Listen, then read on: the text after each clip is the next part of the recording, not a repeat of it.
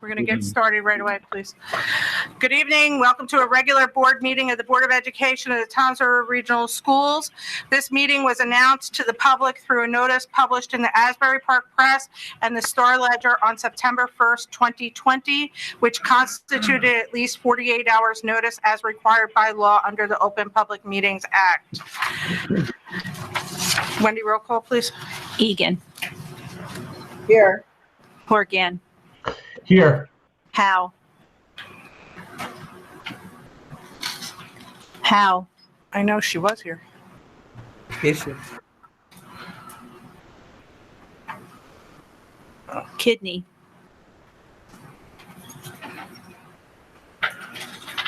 Kidney. Here. Mazenko. Here. Nardini. Here. Williams. Here. Rhine. Here. Palazzo. Here. All right, let's just try Howe one more time. Howe.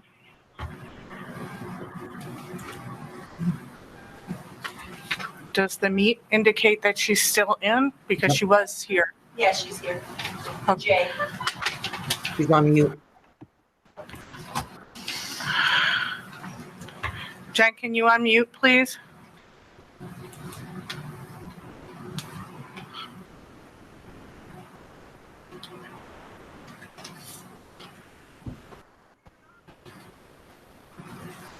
Howe.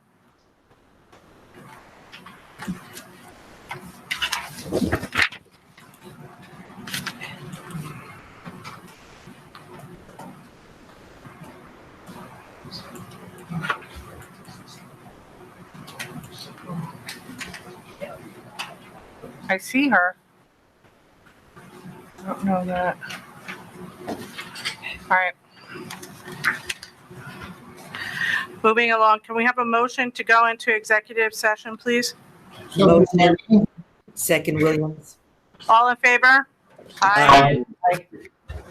Resolved that the Board of Education at this time moves to closed session to be held in Conference Room A at the Administrative Offices, 1144 Hooper Avenue, Toms River, New Jersey, and virtually for the purpose of and to include Personnel Rights Number 16334, Job Description, Legal Record Redaction, Shared Service Agreement, District Safety and Security Plan, Harassment, Intimidation, and Bullying Report, Fire and Security Drill Report, others subject to change as outlined under the Open Public Meetings Act.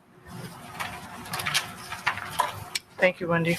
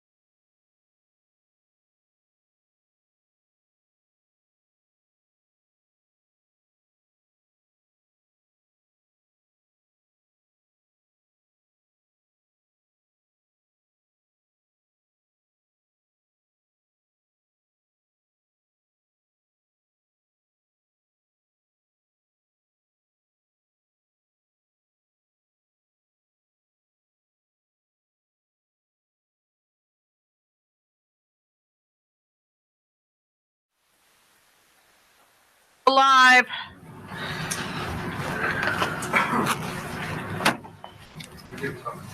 We're good? Okay. Thank you so much. All righty. May I have a motion to return to regular session, please? Motion, Franco. All in favor? Aye. Please rise for the Pledge of Allegiance. I pledge allegiance to the flag of the United States of America and to the republic for which it stands, one nation, under God, indivisible, with liberty and justice for all.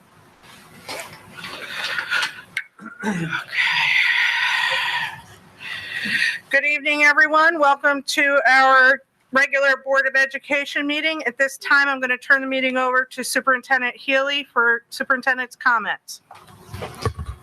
Thank you, Mrs. Palazzo. Good evening, ladies and gentlemen, members of our Board of Education. So I'll begin my comments with the school openings. And as you know, we all opened school on September 8th using the hybrid model or the virtual model. And we had our special education students, or a number of special educations, live in our buildings with our staff. We've been touring our buildings each day since our opening, and I have to say that in my 7th year here, I've never seen the buildings and the grounds look so good.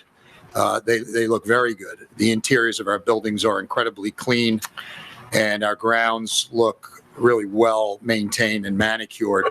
And so I want to commend our Buildings and Grounds Department for that.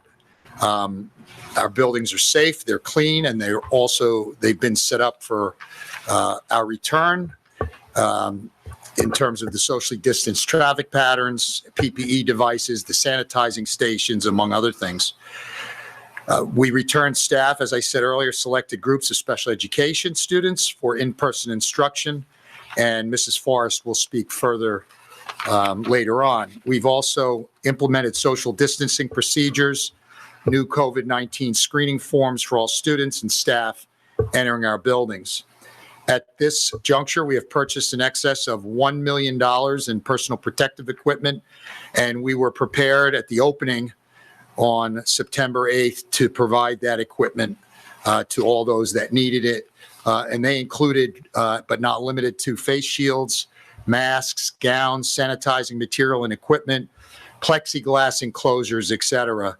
And so we received that during the summer, and they were utilized in the summer. Much of it was, and then we continued to receive shipments. And so we're prepared for an opening if we when we open. And Mr. Ricotta will speak more to that later. In terms of our students, we've engaged, as of today, 14,500 students in virtual learning. And we have all observed these lessons and activities. We've toured the district. We've observed our teachers working remotely with students on big screens. The children were attentive. The teachers were just really remarkable in this new normal, but they're adapting well as we are in the middle of our second week of school. In fact, some of us have participated remotely in various classrooms, and I had the pleasure of doing so.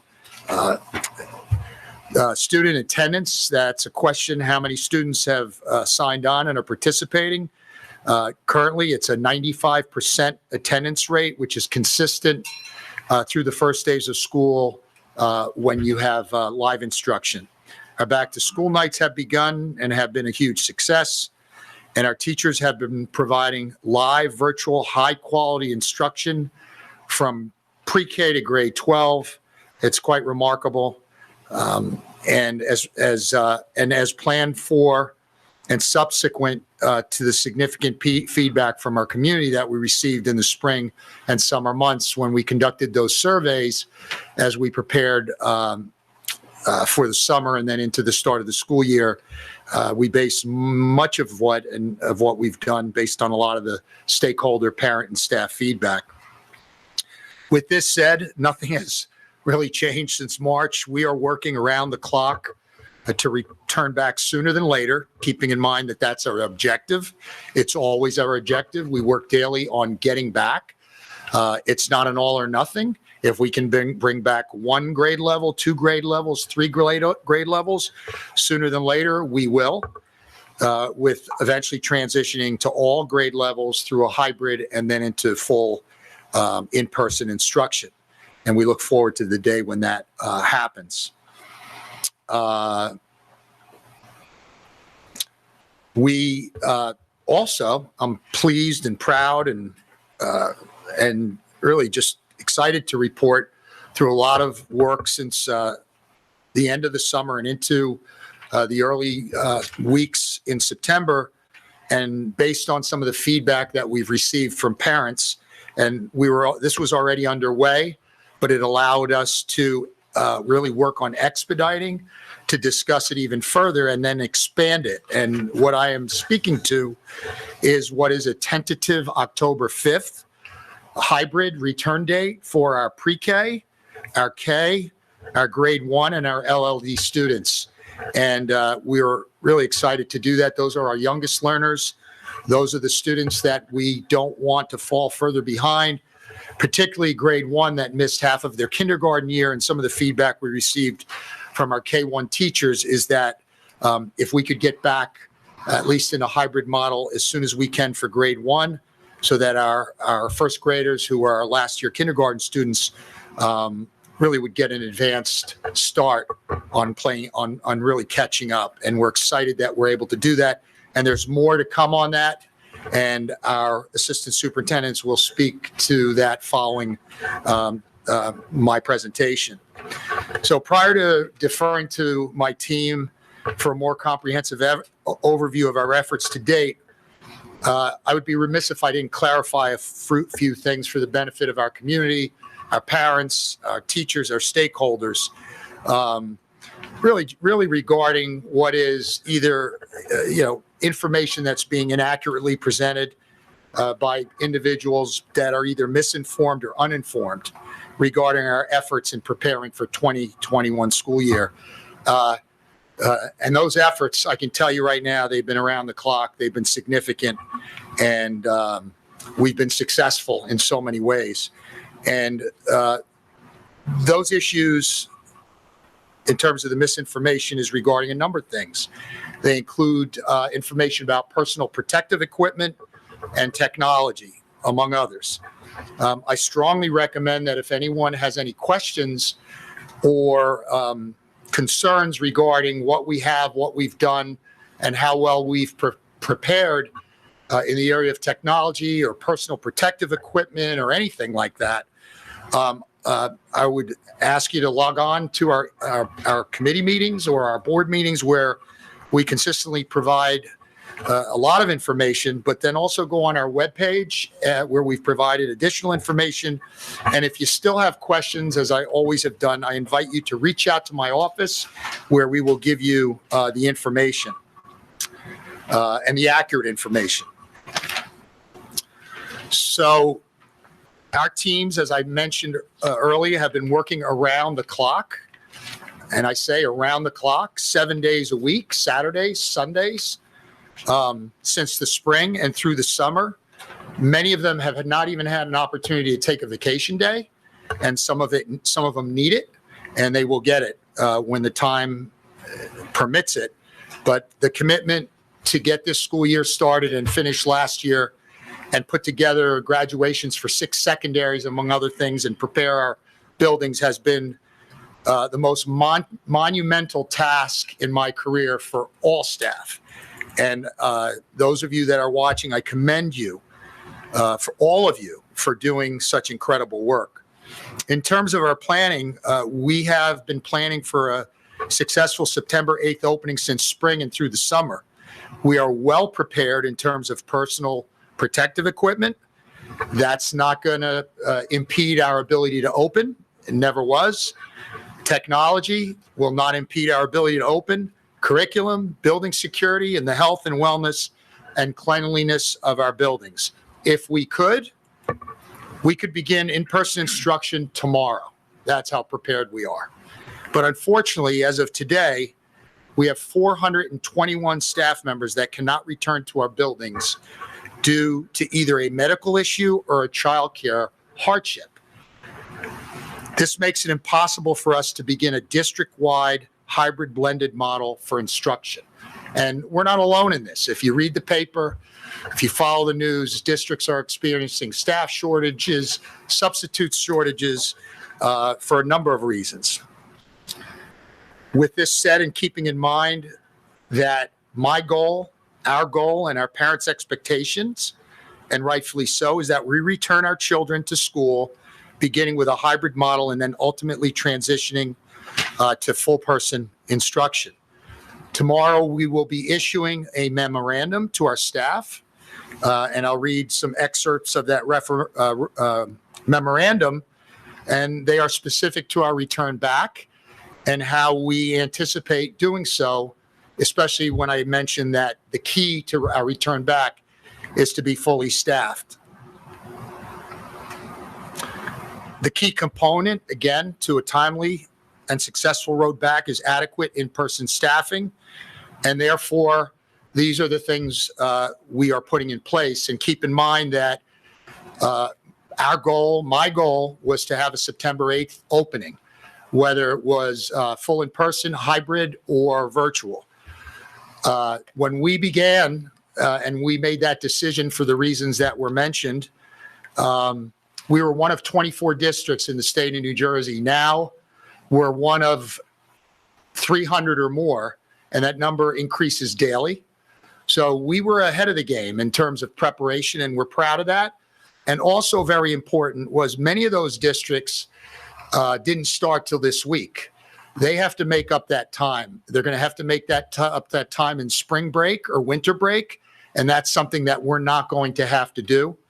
Because we started on time, and rather than moving backwards, we're moving forwards.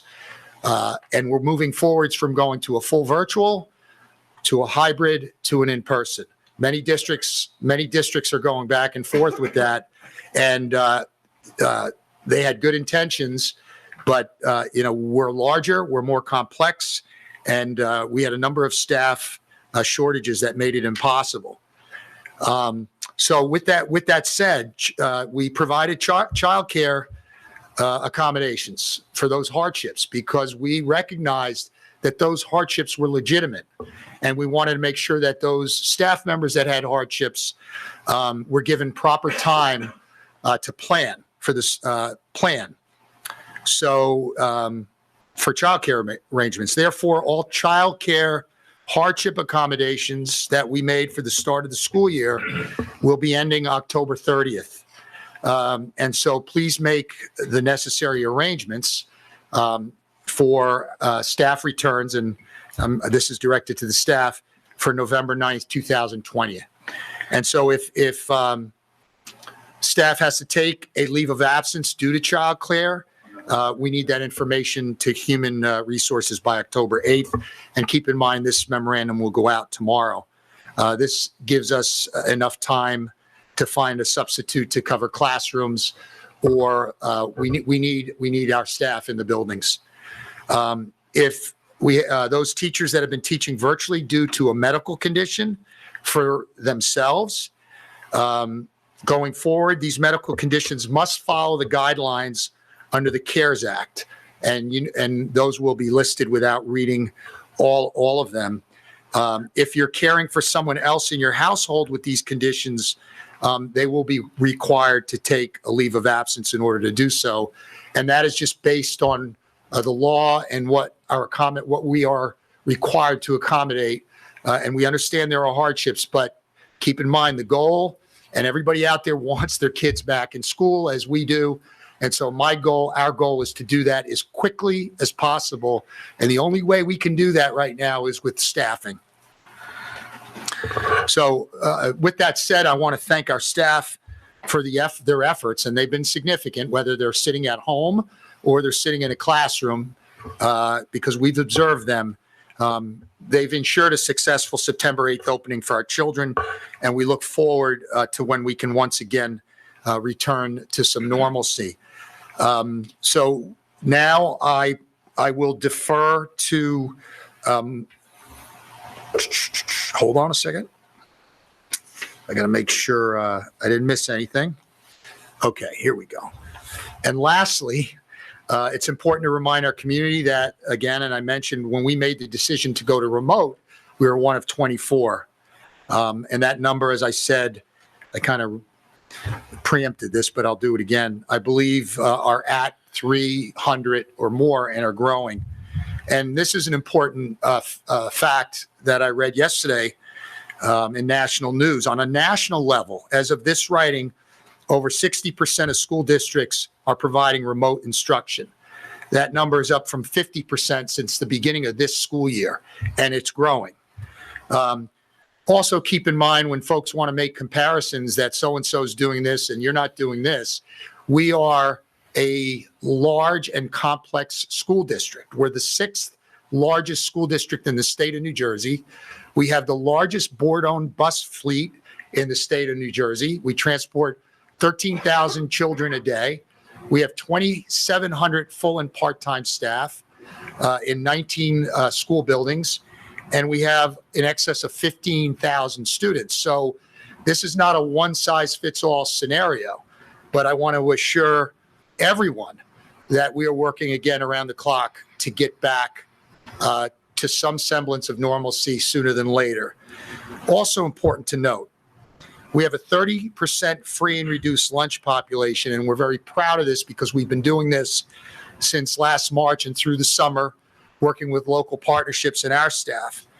That equates to feeding 5,000 children per day, each day with meals. In addition to that, we're providing meals for non-free and reduced lunch students, and we're making them available if needed.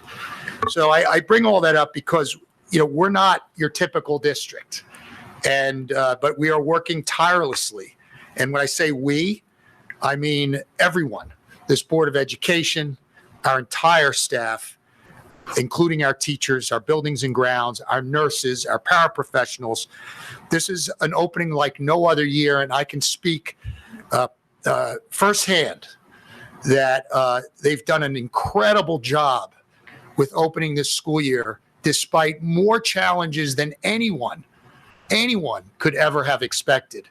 The good news is we're moving forward, not backwards.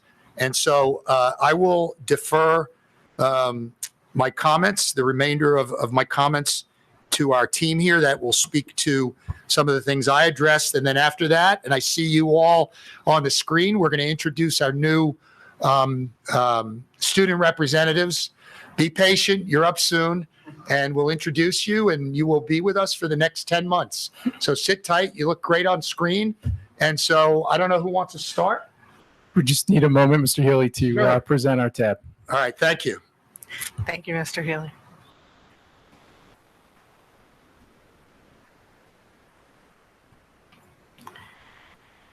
It's so nice to see young faces again. Yes.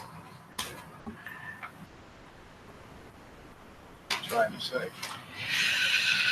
Good evening, everyone. Younger. Tonight, we will provide you with an overview of our Phase 1 and Phase 2 return with some highlights from our return to school this week and last.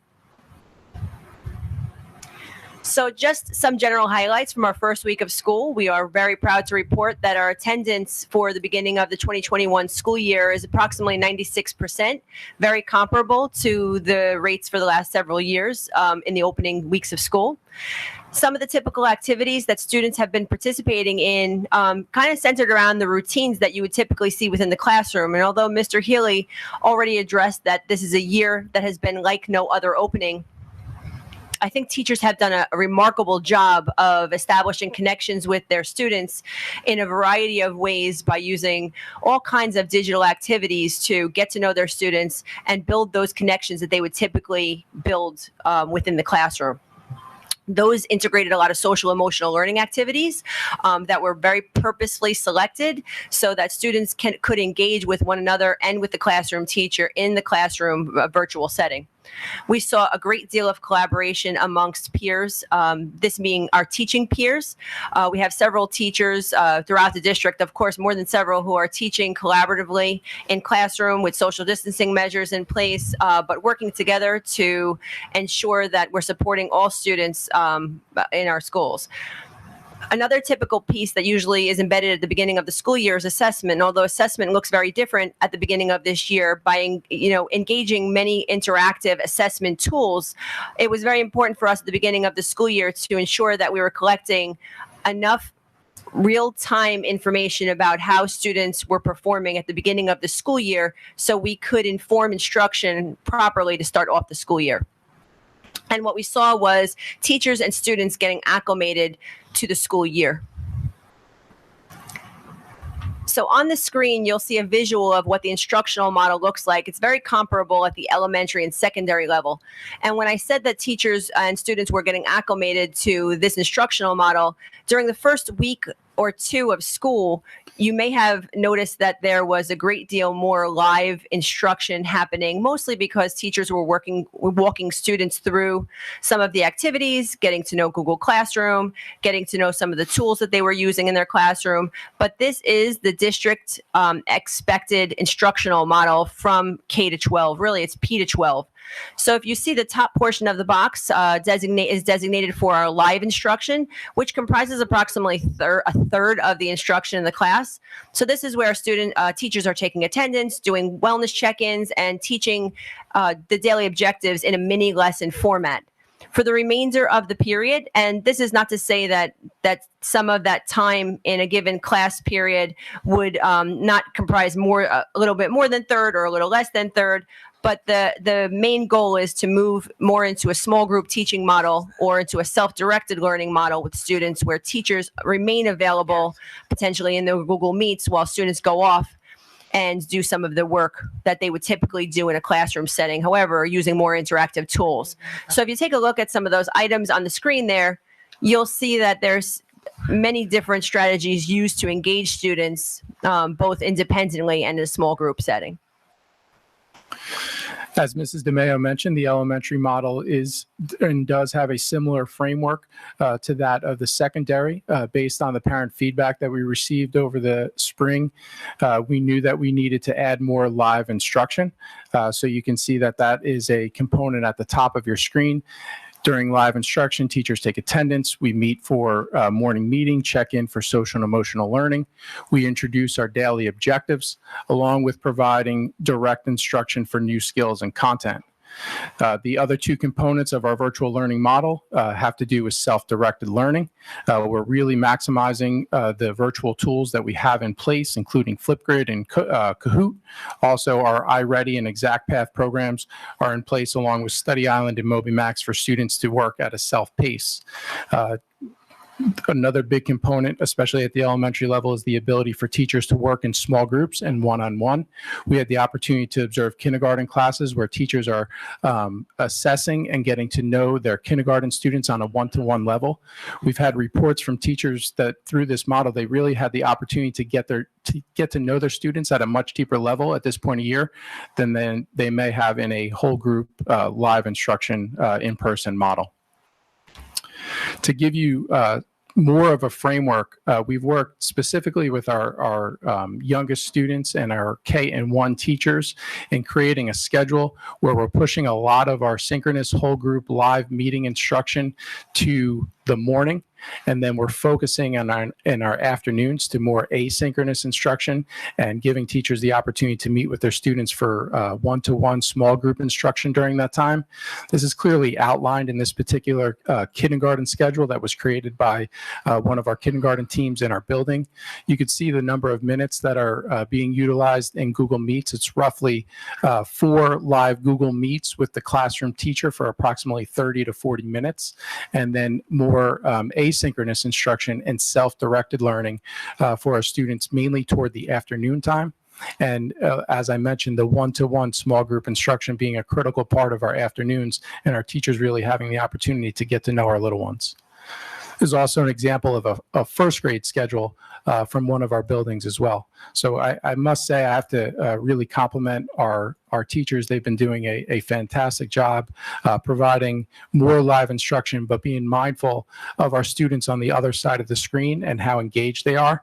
And we're hoping that our families really see that to continue to take shape as we're able to roll out our instructional model during these first weeks of school.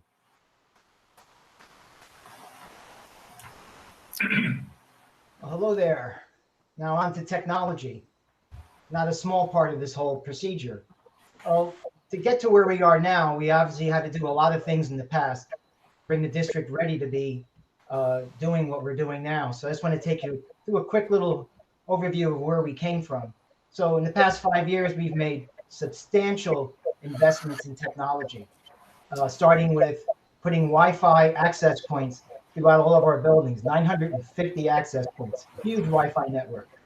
We've purchased 11,000 Chromebooks in that time, replaced every computer desktop in the district at least once, installed 800 projectors, and we did infrastructure upgrades in every building. Having all this technology wouldn't be of any use if you didn't have robust pipes to carry all of that data. And so that takes us to where we are now.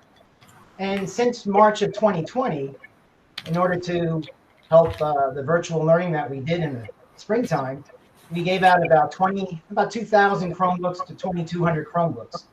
And that got us until the end of the year. But what it did show us is where the gaps were. We had a number of students that were using various devices to connect, from phones to tablets to all kinds of different devices. And some of them just frankly aren't as adequate as they could be. So we had some distribution events this year. First week in September, we had 3 days at the arena where we distributed 2,400 Chromebooks. And even at this point, students are still getting devices from their schools. And so there's no shortage. I want to make sure that's understood.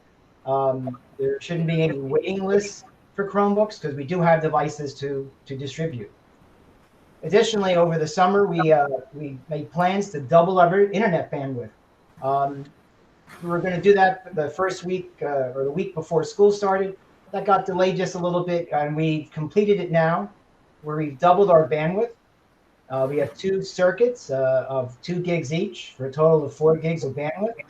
And there's built-in redundancy and resiliency because the 2 circuits are in 2 different sides of town and using 2 different providers, Comcast and Verizon. Therefore, we're not reliant on any one provider, any one circuit, or any one part of town. That's very important for resiliency. Also, we've been in touch with families who have told us that they have internet issues in terms of having internet in their homes. And we have MiFi devices ready to be distributed to those families that qualify. We actually distributed the first device this afternoon to a family, and very excited about being able to provide to families that are in need. And so now, moving forward, where do we go from here? Well, we were fortunate to get CARES funding. A lot of that went to PPE, but also a good significant amount went to technology, about $500,000. We purchased a few software programs, but also purchased a large number of Chromebooks, and that's going to be able to fund or fuel our one-to-one program that we're going to do in the high school. We're very excited about that. And since that time, there's been another set of funding called Bridging the Digital Divide that the state has provided. And we qualified for $1.9 million of that. And what that's going to take is allow us to bring a plan to bring a one-to-one program down to the middle school. It'll also allow us to replace the oldest of our Chromebooks, which are end of life. And it will take us to a point where we'll have nearly 15,000 Chromebooks in the district, of which all but 3,000 will have an end of life of 2026. So it gives us a lot of sustainability that we're going to have these devices for as long as they'll be. In essence, a 7th grader who gets a device this year will be able to use that device until they graduate high school. Now, all of this, of course, is great in terms of helping us provide the remote learning that we have, but it certainly comes with its challenges. And I'm very much a realist. I listen to what's going on out there. I know there's been some hiccups in the technology. There's been issues with Google Meets that people get dropped out of, both not only in the district, but also at home. And what I did is I reached out to my fellow tech coordinators around the state. I belong to a group of about 500 schools in the state, and we communicate on an ongoing basis. And I told them some of the problems we were having and asked if they're having some of these problems. And overwhelmingly, they all said, yes, we're having the very same problems. And unfortunately, the reality of it is that we're all using the same resources. We're all using the same, eventually, internet providers. Google, Microsoft, Zoom, all these providers are being utilized in a way that's unprecedented, very unprecedented. And we're all working very hard and diligently to make these services work as well as they can. But sometimes we're at a disadvantage in that we do have to rely on their stability. Now, Google, for their part, has been making many upgrades to their products. Matter of fact, just yesterday, we were approved to be a beta site for a number of the improvements coming to Google Meet, some of which that are actually in Google Meet already, such as background blurring, hand raising, polling, Q&A, and various moderator controls, which will help us better manage the meets and hopefully bring a lot more stability to Google Meet and more stability to our ability to provide remote learning. And we'll continue to tweak systems. Every day we work hard to try to make that day better than the day before. And that's the direction we're going in. So I think with that, that's the overview of the technology.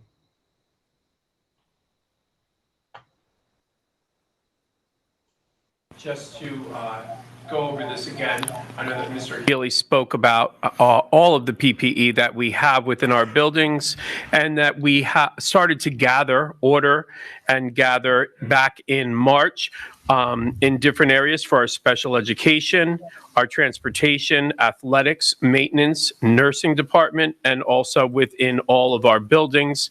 We have on hand a very nice supply of masks, gloves, gowns, face shields, hand sanitizer, gel, and dispensers. We have dispensers in every classroom, disinfectant wipes, no-touch thermometers, plexiglass, floor scrubbers, HEPA air filtration systems in our nurses' offices, backpack sprayers that are utilized by our custodians and maintenance department, Virex and hand sprayers for those Virex, and also floor decals have been added to all of our buildings so that we have mapped out with our building principals. They've mapped out the direction of the flow within the building so that we could cut back on contact of people, students, and also the staff and visitors when we have visitors in the building. So we have those floor decals mapping out those ways and reminders for social distancing. As Mr. Healy indicated, and as we've shared with the public in recent committee meetings and recent board meetings, one of the great challenges of our return is our telework, is the amount of staff we have out on a telework accommodations. You'll see there that our numbers are currently at 172 for medical hardship or medical accommodation, and 251 for childcare hardships, bringing our numbers a little over 420. As Mr. Healy indicated, a memo will go out to all staff tomorrow, letting them know that those extended accommodations, which include medical accommodations that have been made for extended family members with immune compromising illnesses and or childcare hardships, will be in place only through October 30th, which kind of ends right up to our return date of November 9th. And we are continuing preparation to secure long-term substitutes, meeting with our substitute provider, ESS, as an ongoing effort to ensure that we have enough substitutes in our buildings moving forward. So our group's returning. As Mr. Healy mentioned, we are working on our next phase, phase 2. So phase 1, our students and staff entered on September 8th. All of our staff entered the buildings, and our select groups of students with disabilities have entered our buildings for in-person learning. It's gone extremely well. Our staff and our students have adjusted, and it's been really wonderful to go into classrooms and see students and teachers interacting in person.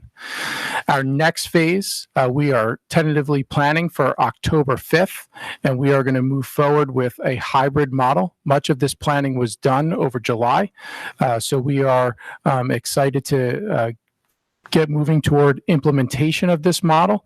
We are going to begin with all of our kindergarten students returning, all of our first grade students returning.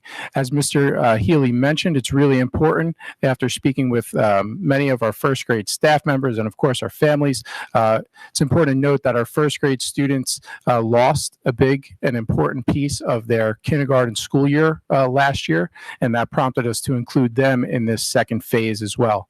We're including preschool and all elementary language learning disabled students, LLD students, will be coming back to our buildings on October 5th in a hybrid model.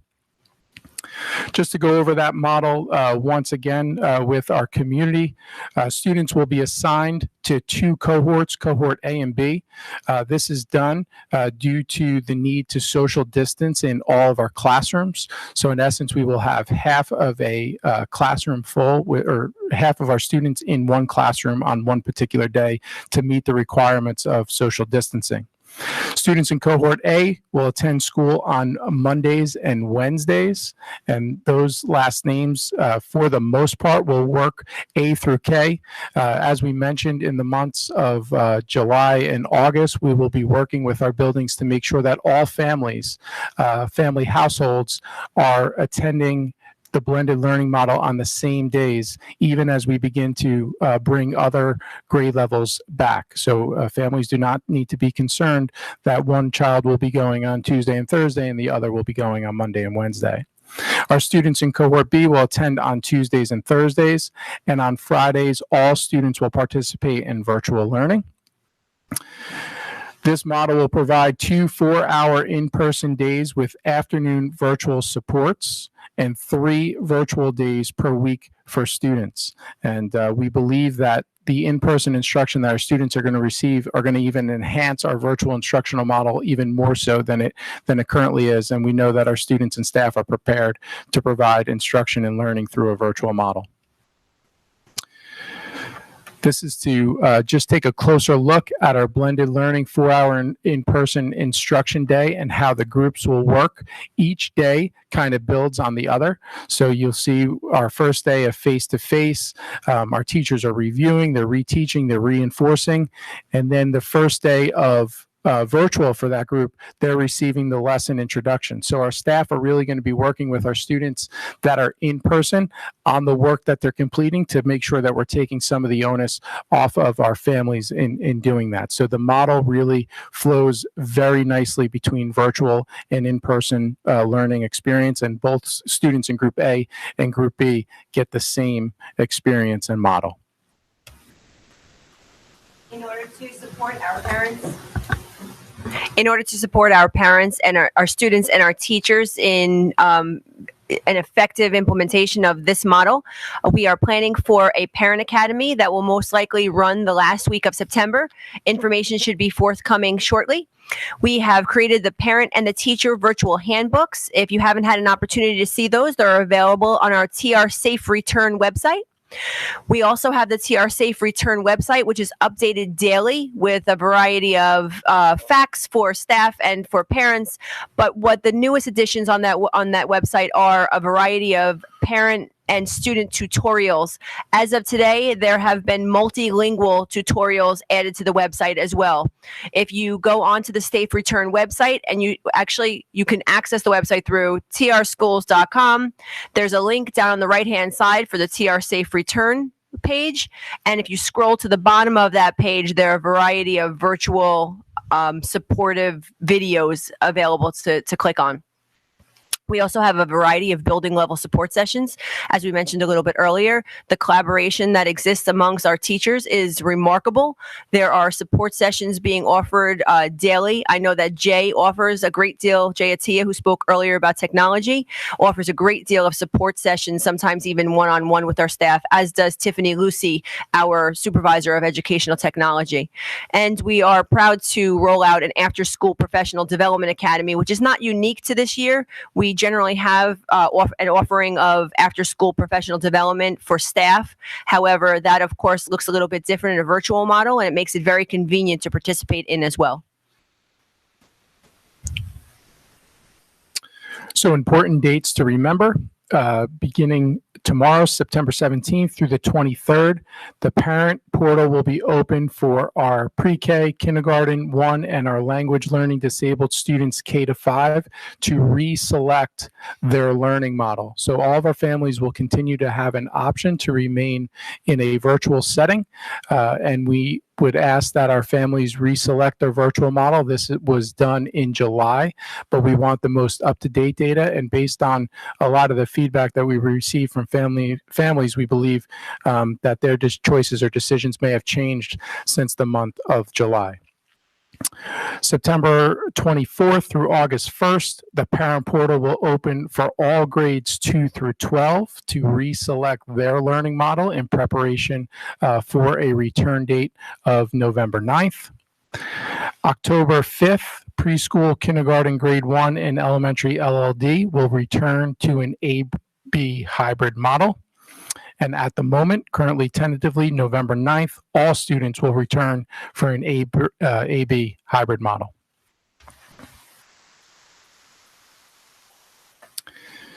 So a picture is worth 1,000 words. So we have prepared a video that we would like to share with our community that highlights the work of our teachers and entire staff on our opening. Please work.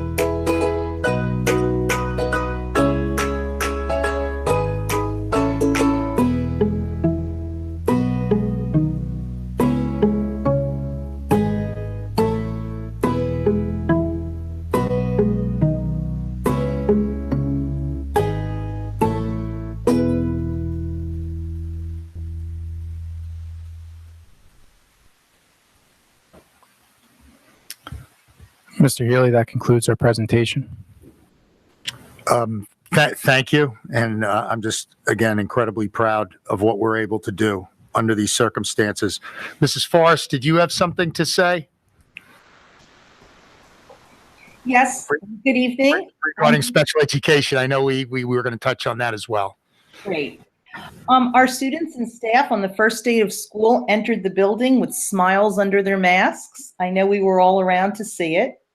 All the programs that are in person from preschool to grade 12, students were engaged in activities and instructions. The teachers have done a great job meeting the needs of all of our students, whether virtual or in person. At scheduled times during the day, teachers are meeting with their remote students with synchronous learning. Both in-person and remote students are engaged in instruction with the use of the paraprofessional in the room to facilitate small groups. Students are able to meet with their classmates on the morning meeting time. By the end of this week, all related services have started. So the students are in their schedule of their new normal. And the students and the teachers are very happy as I move around the buildings and see what's going on. They're excited to be there. I'm very pleased that we're able to move to phase 2 of our opening. As of October 5th, we'll be bringing in, like we said, the preschool disabled students, as well as our general education preschool students on that hybrid model and a virtual Friday. Also, our students in the elementary learning language LLD disabled program will be offered, just like you said, of an in-person instruction on the hybrid model, A/B model, and virtual on Friday.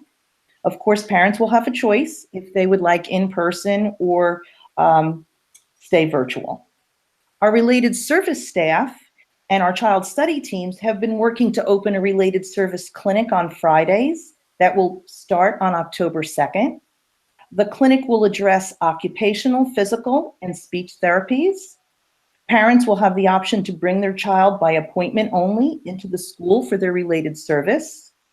Case managers will be reaching out to parents for whom this service would be eligible for.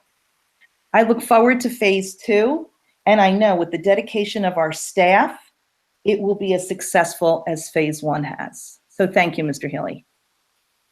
Thank you, Mrs. Forrest. And before I introduce our student representatives, as I said earlier, we're moving forward, not backwards. And as painful as it was, and as I said at the time, it was the most difficult recommendation I had to make in my career, I'm pleased to announce that by doing what we're doing now on our road back, we're able to bring back those staff members that were part of our reductions in force. And on tonight's resolution, as just one example, we're bringing back 18 transportation staff that were on the reduction in force agenda. So as difficult as it was to make the recommendations to reduce staff, it's just that much more of a pleasure to let those staff members know that we're bringing you back. And as we progress into October 5th and beyond, we hope to have a full team on board. And I just thank you for your patience and your understanding. And again, I've said this before, I'm always proud, but never surprised because of who we have around us doing these things. It's remarkable to see and to be a part of. And I thank all of you again. And so Sarah, Kaylee, and Suzanne, I promise you that this is not typical. You don't have to wait an hour to speak. So, but let me do a quick introduction and then you could do your parts. So I'll start with your parts regarding your school. So I have some bios here, so bear with me. You're quite accomplished group. So this is Sarah Pasqualetto, an Irish girl from High School East. That one was for Mr. Nardini. I see him smiling over there. So Sarah has a strong commitment to her academics. She has earned an A or an A+ in each of her courses, including several at the AP level. Since her freshman year, at least, she has an interest in the science and math fields and hopes to pursue her college degree at Stevens Institute of Technology next fall. Sarah is a member of our engineering strand in the STEAM Academy, another great program that we're proud of, that we've implemented in our district. and she also participates in our math league competitions. Sarah was recently recognized for a Woman in Engineering Award. In addition to her academic pursuits, she is heavily involved in school extracurricular activities. She has been a member of the varsity cheerleading squad and school play since her freshman year. She is a featured dancer, but most recently played the role of Patty Simcox in High School East short-lived production of Grease this past winter. Sarah is the East Side Thespian Troops historian and currently the co-president and captain of our dance team. Sarah is president of High School East Class of 21. Welcome aboard, Sarah. From our high school north, we have Kaylee Danielle. Kaylee serves as president emeritus of High School North Student Council. She's also a writer for the school newspaper, the Captain Log. She's also involved with the class of 2021's History Club and the Spanish Club. And welcome to our team, Kaylee. And last but not least, we have Susanna Brown from High School South. And she is a daughter of a man who is a South alumni, a teacher, and one of the varsity soccer coaches. So Toms River has been in her family and a second home to her, as she says. She was born and raised on the South Stage, her first show being Once on This Island at age 5. If it wasn't for the theater, she would be with her dad running the lines at soccer games. And she has had at least one of her siblings attending school here since 2006. She is an officer of the Thespian Society as well as the Drama Club. She's been the head manager of the girls' varsity soccer team since her freshman year. She joined the French Club and the French Honor Society in her junior year. She's a member of the National Honor Society, and she participates in the Spirit Club. And Sarah is extremely honored, and I'll let you say that for yourself, but you're honored to be selected as the Board of Education student representative for High School South. So, Mrs. Palazzo, if you want to do the honors of introducing them to do their parts. Well, first, I want to say how nice it is to see young people again and such beautiful smiling faces. Thank you so very much for joining us. We are honored to have you here with us. You are what is good and wonderful about Toms River Regional Schools, and we can't appreciate you anymore. So first up is Sarah Pascoletto. Is that how you pronounce it? Yeah, Pascoletto. Pascoletto from High School East. And Sarah, I'm really sorry that we didn't get to watch you in Grease because I had tickets for opening night and I was really sad that I didn't get to go. And I know that Mrs. Howe also had tickets for opening night and she was very sad that she didn't get to go either. So go ahead, Sarah. Good evening, everyone. My name is Sarah Pascoletto, and I'm the senior class president at High School East. We've had a virtually eventful start to the school year. Book pickups went very well for us. It was really nice to meet our teachers mask to mask. Senior parking spots were also given out, and hopes we'll be using them soon. The class of 21 met at Seaside Park on the first day of school to watch the sunrise together.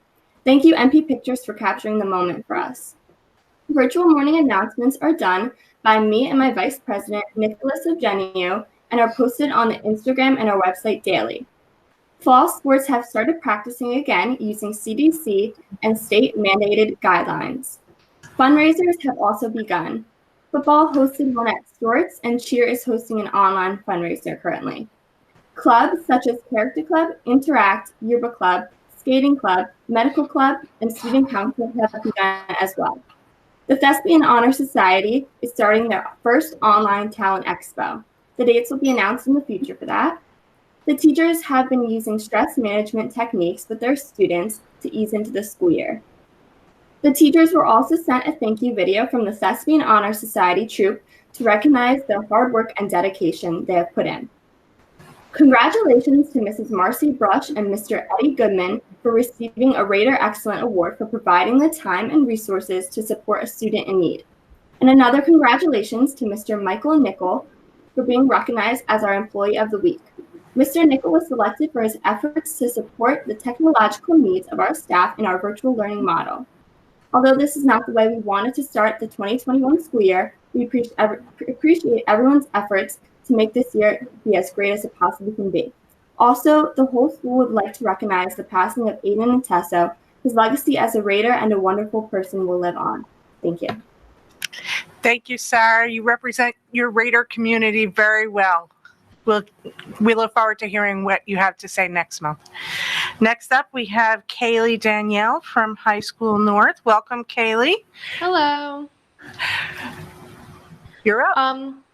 Good evening. My name is Kaylee Danielle, and I'm the student representative for High School North this year. I'm excited to be sharing all the wonderful events and accomplishments that North experiences every month. Toms River High School North is off to a great start, opening their doors to 1,941 students, including 480 freshmen Mariners. Beginning the year virtually has created some new obstacles, but we are attempting to emulate all of our normal activities so that we may hit the ground running as soon as we're safely permitted to return. As Mariners, we will work together, brave the stormy seas, and sail safely to shore. All of our students had the opportunity to come into the building and pick up their supplies and meet their new teachers. It was great for our staff and students to be together again, even for a few minutes while wearing masks and social distancing. We began the year receiving great news from the College Board. First, the class of 2020 last June's graduates, as well as our juniors. 92 received recognition as advanced placement scholars. Of the AP tests in 16 subjects that were given, 398 students received a score of 3 or better, and 105 of those tested received perfect scores of 5. The class of 2021 is continuing a newly established tradition by signing up to paint their parking spots. Students who choose to participate will meet to pick their spots and individualize them on Saturday, September 26th. This year is the second year of this program, and we are excited to see students' themes come to life. On Wednesday, September 30th, we will welcome our families to our virtual Visit the School night. This evening will serve as an excellent opportunity for our parents to meet their children's new teachers for the year, as well as experience the online world that their children are learning to navigate. The partnership between school and home is paramount in ensuring the success of all our students. While students are adjusting to a new year, our many clubs are in organizational form. Clubs and activities will continue virtually during the time that we are apart. Daily announcements, weekly emails, and our website will serve to alert our students to when different groups will be meeting. Athletically, the fall sports season has begun. Practices have begun this week in anticipation of an October 2nd season kickoff date. We are very excited to get started, and we're glad that our fall athletes will have the opportunity to play together and represent our school. Congratulations to our September Staff Member of the Month, Mrs. Gail Parisi. Mrs. Parisi has served as our athletic secretary for the last 16 of her 30-year career.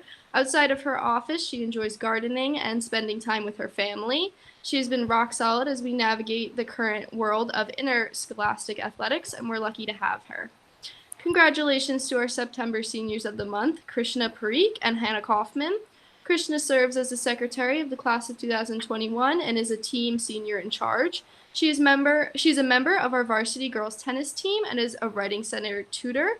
Krishna is an AP scholar with honor, recipient of the Bausch and Lomb Honorary Science Award, Congressional Gold Award medalist, Waxman Student Scholar, and attended New Jersey Governor's School in the Sciences online this past summer. Outside of school, Krishna is a tutor at Kumon, volunteers at an adult community rehab center, and is part of a charitable organization in her Indian community. After graduation, she hopes to major in biochemistry on the pre-med track, specializing in oncology. Hannah Kaufman is the captain of our girls tennis team, a member of Captain's Crew and the class of 2021, and she is a Mariner Maniac. She is an AP scholar and has earned an academic letter each year of high school. She is proud to have achieved high honor roll status every marking period of her career thus far. Outside of school, Hannah serves as the vice president of the Toms River and Brick United Synagogue Youth and on the event leadership team for the Relay for Life of Toms River. After graduation, she would like to major in business and engineering. Thank you for listening to all the great things that are happening at Toms River North this month, and I look forward to updating you all next month. Kaylee, thank you so much for sharing all that wonderful information about your Mariner classmates. I want to say congratulations to the Mariner community on such outstanding AP test results, especially considering that your school year was interrupted in March and you all had to take that test at home. That is amazing that you all did so well. I'm so very proud of all of you, and more importantly, you should all be so very proud of yourselves. Thank you for sharing. I appreciate it. We look forward to hearing what you have to say next month. And next up, we have Susanna Brown from High School South, home of the Indians. Susanna? Good evening, Board of Education. My name is Susanna Brown, and I am this year's student representative from Toms River High School South. It is an honor to be here, and I am looking forward to sharing our Indianific journey this year through these board meetings. So far, South Spirit has remained strong, even while we are learning virtually. We have 4 new mascots: Indian 53, Sean O'Neill; Indian Princess 51, Jenna Walker; Super Maroon 43, Kayla Romaine; and Spirit 22, Michaela Beaton. This year's morning announcers are Connor Riccardi, myself, Matteo Picconi, and Jack Parks. Lastly, our new Spirit leaders include President Alexa Gonzalez, Jr., Vice President Abby Gressick, Jr., Secretary Julia Edens, Sr., and Treasurer Michaela Shirley, Sr. Last Friday, these 3 groups collaborated to put out a video welcoming our students back for the new school year and encouraging them to keep the tradition of South Pride alive even while we're away from the building. As of this week, we've begun posting our morning announcements on YouTube for teachers to share with their students during homeroom. The 4 of us record the day's announcements on a Zoom call at 7:15 and post them at 7:45. Now on to news regarding activities. Our French club, Key Club, and robotics team are beginning to set up meetings after school via Google Meet. Key Club held its first meeting today after school. The robotics team is meeting on Tuesday, the 22nd of September. French Club has yet to announce their meeting dates, but they are recruiting new members using the morning announcements. Sports at South resumed practicing this Monday. Before I finish, I would just like to thank the board for giving me the opportunity to be the South representative. I am very excited to see what this year holds at the home of the Indians. Thank you for your time, and go South. Susanna, thank you for sharing that Indianific update. We greatly appreciate you coming this evening, and we look forward to hearing what you have to share next month also. It sounds like the home of the Indian is a wonderful place to be, even virtually this school year. Thank you all very much. Mrs. Palazzo, before I just have a couple questions. So, Sarah, did you begin the STEAM Academy as a freshman? So this is your fourth year? Yes, I started freshman year. We were the first class. You will be the first graduating class. I just realized that. That is really outstanding. Congratulations. Thank you.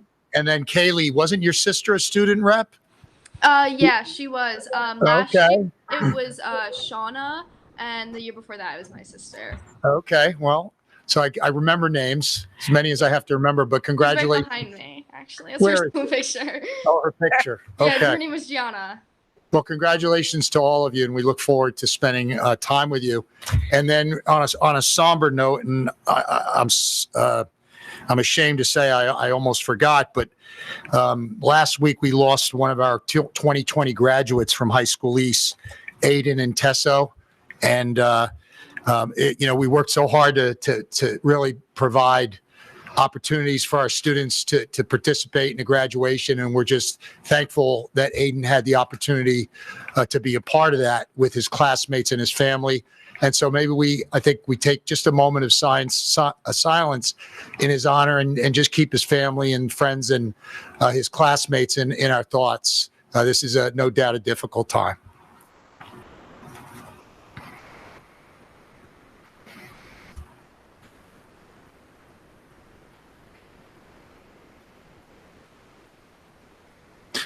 Thank you so much. Thank you, Mr. Healy. Thank you, Sarah, Kaylee, and Susanna. At this time, we're going to say that if you so choose, you may be excused. We know you have school in the morning. And once again, we want to thank you so much for joining us this evening. I know I repeat myself, but it is so nice to see happy young faces right here with us. It really is. It's very exciting. We can't wait till you all can be back in person with your teachers and your friends and your school community. Thank you all. Thank you. Night. Thank you. Have a good one. Okay. It was wonderful. So I have a couple of comments. I want to thank the administrative team for putting together the excellent presentation on the road back to in-person school. I know I speak for the entire board when I say how excited I am that we are going to have our youngest learners back in our buildings very shortly.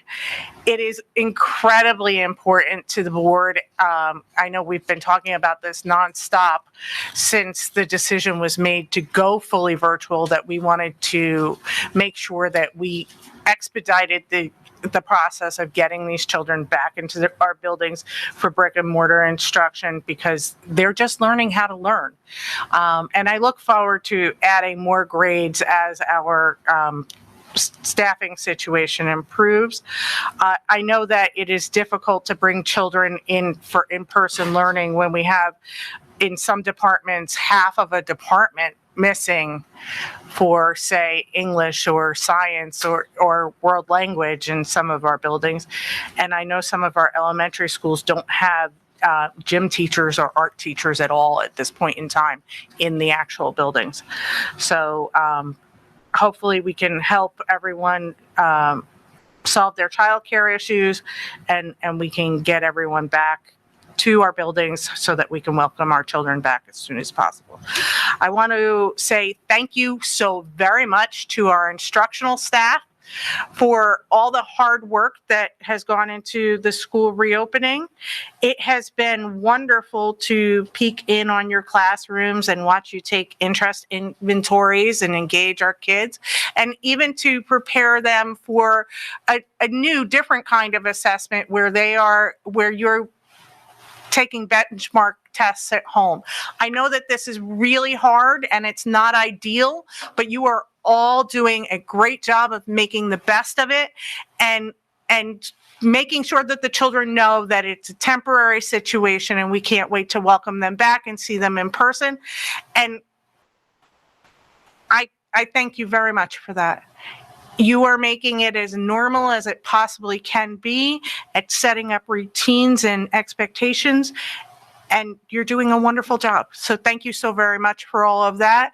I think that the process of educating our children is a whole community issue, and I watch you all work together, your administrative team and your instructional team, the technology team, and the buildings teams, and I am amazed every single day. So thank you.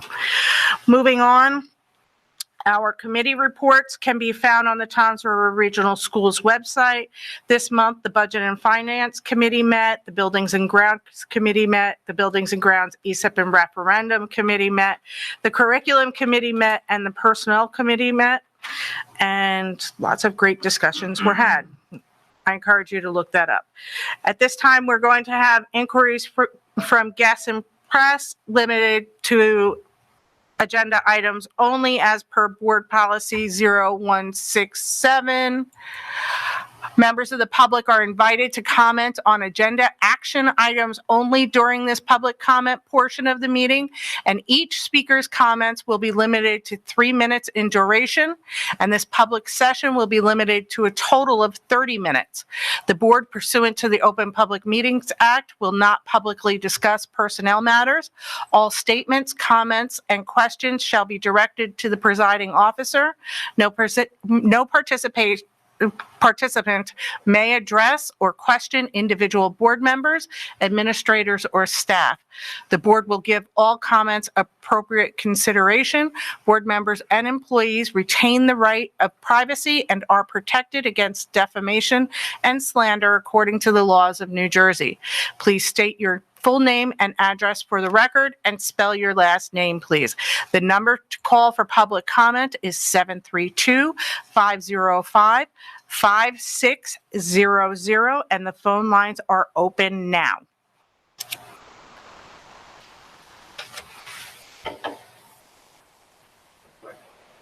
I'm trying. There we go.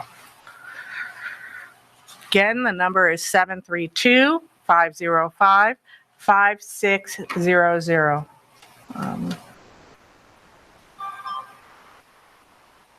It's just got the date on it, Jeff.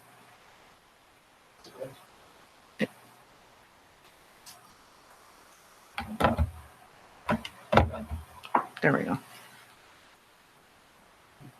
It's weird.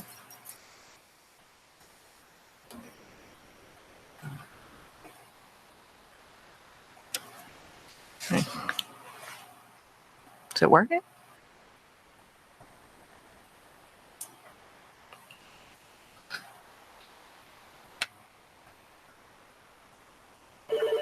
There we go. Thank you. That's you? Okay.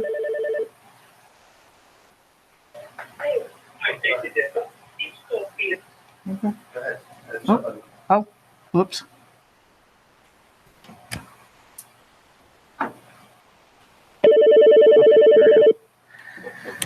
Good evening. Thank you for calling into our Toms River Regional Schools Board of Education meeting. Please state your full name and address for the record and spell your last name, please. Mary Navarra, Navarra,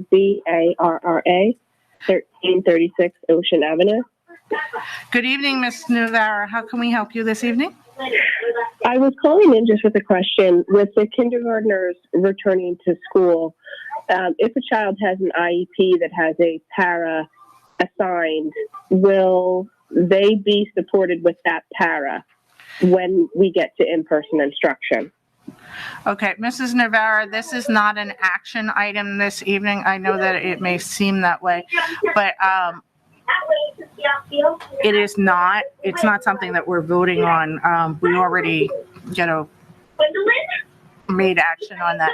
So I'm going to ask Mrs. Forrest to address that during our open comment period at the end of the agenda. And I hope that you will understand that. I promise you that I will ask her to address it at the end of the agenda.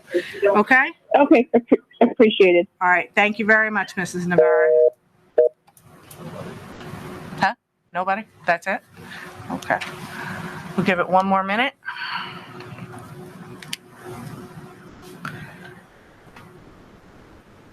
Last call for public comment on agenda items only. 732-505-5600.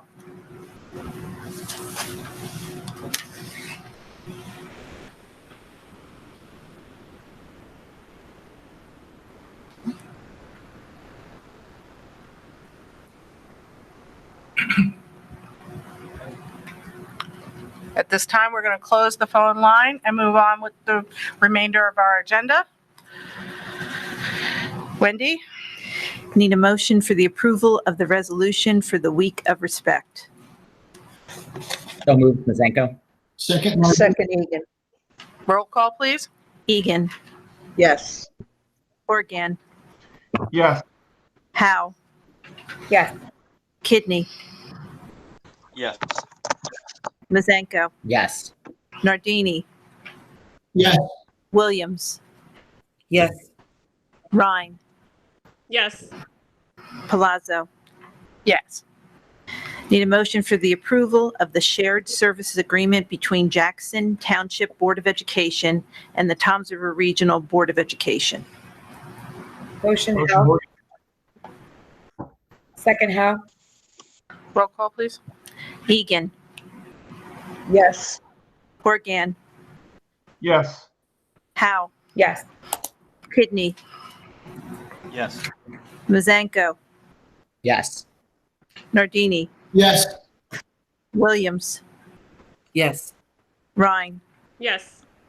Palazzo. Yes. Need a motion for the approval of the district safety and security plan. Motion Palazzo. Second Williams. Egan. Roll call, please. Egan. Yes. Horgan. Yes. Howe. Yes. Kidney. Yes. Mazenko. Yes. Nardini. Yes. Williams. Yes. Rhine. Yes. Palazzo. Yes. Need a motion for the approval of the state mandated mentoring plan for the 2020-2021. Motion Egan. Second, Blanco.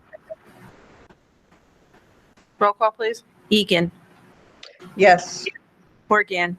Yes. Howe. Yes. Kidney. Yes. Mazenko. Yes. Nardini. Yes. Williams. Yes. Rhine. Yes. Palazzo. Yes. Need a motion for the approval of the state mandated district professional development plan for 2020-2021. Motion Williams. Second, Howe? Roll call, please. Egan. Yes. Horgan. Yes. Howe. Yes. Kidney. Yes. Mazenko. Yes. Nardini. Yes. Williams. Yes. Rhine. Yes. Palazzo. Yes. Need a motion for the approval of the continuation of the 2018-2019 Uniform Memorandum of Agreement with law enforcement for Toms River, Beechwood, Pine Beach, and South Toms River. So move, Nardini. Second, Palazzo. Roll call, please. Egan. Yes. Horgan. Yes. Howe. Yes. Kidney. Yes. Mazenko. Yes. Nardini. Yes. Williams. Yes. Rhine. Yes. Palazzo. Yes. Need a motion for the memorandum of understanding between the YMCA of Greater Monmouth County Counseling and Social Services and the Toms River Regional Schools. Motion, Horgan. Motion Williams. Second Williams. Roll call, please. Egan. Yes. Horgan. Yes. Howe. Yes.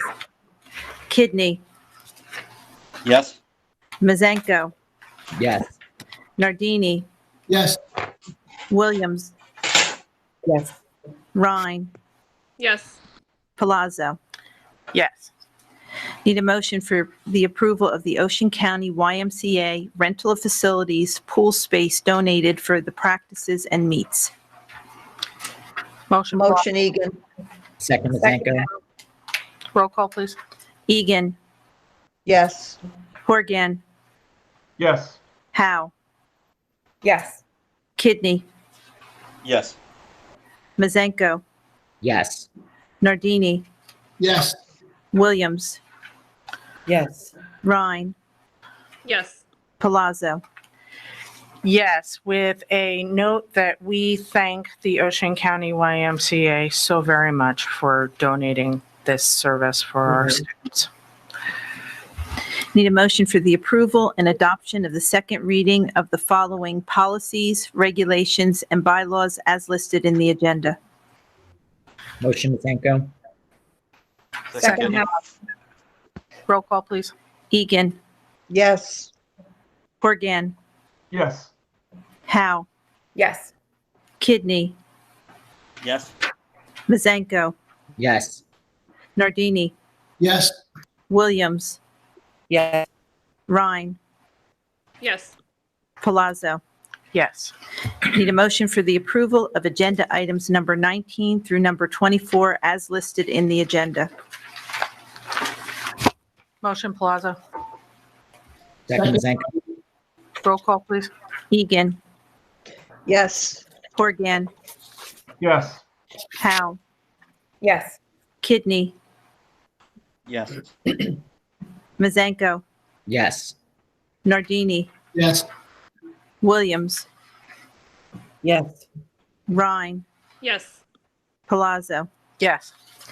Need a motion for the approval and certification of the Board Secretary's report for July 2020. Motion, Palazzo. Second, Roll Kidney. call, please. Egan. Yes. Horgan. Yes. Howe. Yes. Kidney. Yes. Mazenko. Yes. Nardini. Yes. Williams, Yes. Rhine, Yes. Palazzo. Yes. Before I begin the personal agenda, I too want to recognize Peter Rosario and the Board of Directors of the YMCA. They've been an example of a educational partner, community partner that has been just incredibly valuable to this school district. Most notably, the partnership with Feeding Children, the daycare, and then also allowing us to use the pool at no cost during these difficult times. So thank you, Mr. Rosario, and thank you to the Board of Directors. Under Personnel Agenda, items 1 through 17 and addendum 18 through 20, I need a motion for the approval. So moved, Mazenko. Second, Nardini. Roll call, please. Egan, Yes. Horgan, Yes. Howe, Yes. Kidney, Yes. Mazenko, Yes. Nardini, Yes. Williams, Yes. Rhine, Yes. Palazzo. Yes. I need a motion for the approval of the educational program agenda, items 1 through 5. Motion Williams. Second Second, Kidney. Roll call, please. Egan, Yes. Horgan, Yes. Howe, Yes. Kidney, Yes. Mazenko, Yes. Nardini, Yes. Williams, Yes. Rhine, Yes. Palazzo. Yes. At this time, does anyone have any old business? Mr. Healy, any old business? No old business, Mrs. Plaza. Okay. Mrs. Rhine, any old business? I have two questions about virtual learning, but maybe that would be new business. Is that Go ahead. okay? It's just kind of from a parent's perspective. The first one is I have 3 kids, one in elementary school, one in middle school, and one in high school. And the way that the schedule is set up, my older 2 are in 8th and 9th grade. The 9th grader is done at 1:30, and the 8th grader isn't done until 2:15, but they both start at the same time. And I was just wondering if there was a reason why she has to be in class longer, or if that's just the way that it worked out, or Mr. Healy? I will ask Mrs. DeMayo to address that, please. So built into the high school schedule, there's an intervention period tagged onto the back side of the schedule. There's a good chance that period hasn't been used as thoroughly as it's needed to be, as teachers are collecting assessment data from students. So what will probably start to happen is children will start to be scheduled into small group sessions during that intervention period at the high school level. okay. All right, and then my other question is having to do with homework, because I feel like the kids are in school, they're on the computer for 6 hours or more for school, and then they're getting homework on top of that, which I understand. But instead of being how I would expect it to be, like it's assigned today during math class and it's due tomorrow during math class, they're getting like all these different times when it's due. So like one assignment is due at 2:15, one is due at 3 p.m., one is due at 5 p.m., one's due at 7 p.m., one's due at 11:59. And it's just kind of overwhelming to fit all of these due dates in. I know that was happening a little bit in the spring, but that was less of a problem because they were done class a lot earlier, and also there were like virtually no activities then. Whereas now I feel like activities and things are started back up. So like my kids have things in the evenings. So if you have things that are due like right after school or, at dinner time, they might not have an opportunity to do it before that. They might have to do it later. Is there any reason that they're all over the place, or any way we can kind of get them to be a little more manageable? I think that the way assignments are set up in Google Classroom, it sets them up with a time. So I think we can have some conversations with the supervisors about maybe clarifying when certain assignments are due, because maybe it's some of them, I believe that some of them can be classwork that students are working on within that classroom period that may be extended. So maybe that's where you have maybe a 2:15 p.m. time frame, where in comparison to an 11:59 at the end of the day on this time, it might be a homework, but we could have further conversation about that with the supervisors. Okay, because I would just really appreciate if they had a little, at least that whole day to complete it. I don't know. My kids they have high standards, so they need more time. Thank you. Thank you, Mrs. Ryan. Mrs. Egan, old business. No. Thank you. Mr. Horgan, old business. I have no old business. Thank you. Thank you, sir. Mrs. Howe, old business. Nothing old, no. Thank you. Mr. Kidney, old business. No old business, no. Okay, thank you. Mr. Mazenko, old business. No old business. Thank you, sir. Mr. Nardini, old business. Nothing at this time, Ms. Palazzo. Thank you. Mrs. Williams. No old business. New business. Mrs. Ryan. That was all that I had. Thank you. Thank you. Mrs. Egan. Yeah, I just have a question. I know the football season is going to be starting up, and I was wondering, how are we going to do that with parents being able to come to the stands? Are we going to have them separated? Are we going to allow them to come? I'm just trying to find out the information about it. Thank you, Mrs. Egan. Mr. Healy. We had an email with that question today. We sure did. Mr. Ricotta. Yes, Mr. Healy, we are lucky to have Dr. Gillen in the meet with us. He is our Director of Athletics. I asked him to join us in anticipation of that question coming forward. So, Dr. Gillen, could you please expound on that for us? Sure. We do expect to be able to bring parents to games. I'm expecting, Kathy, that you're asking specifically about football. We will be limited to 500 tickets to be distributed at football games. With all the other events, we do expect to be able to accommodate parents watching their children. Most of the other events, as you know, or sports, we really don't expect to have a crowd that will gather more than 500 people. We will be putting out some communication to parents and to the community, the families of our high school and our middle school kids that we expect social distancing to occur, as well as face coverings. So there will be communication as far as that's concerned. Thank you, Mr. Gillen. Mrs. Egan, is that all?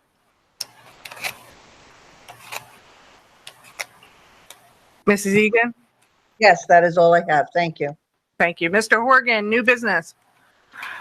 Yeah, I'll try not to be too long-winded. I just wanted to thank the administration and all the staff members, both inside and outside our buildings.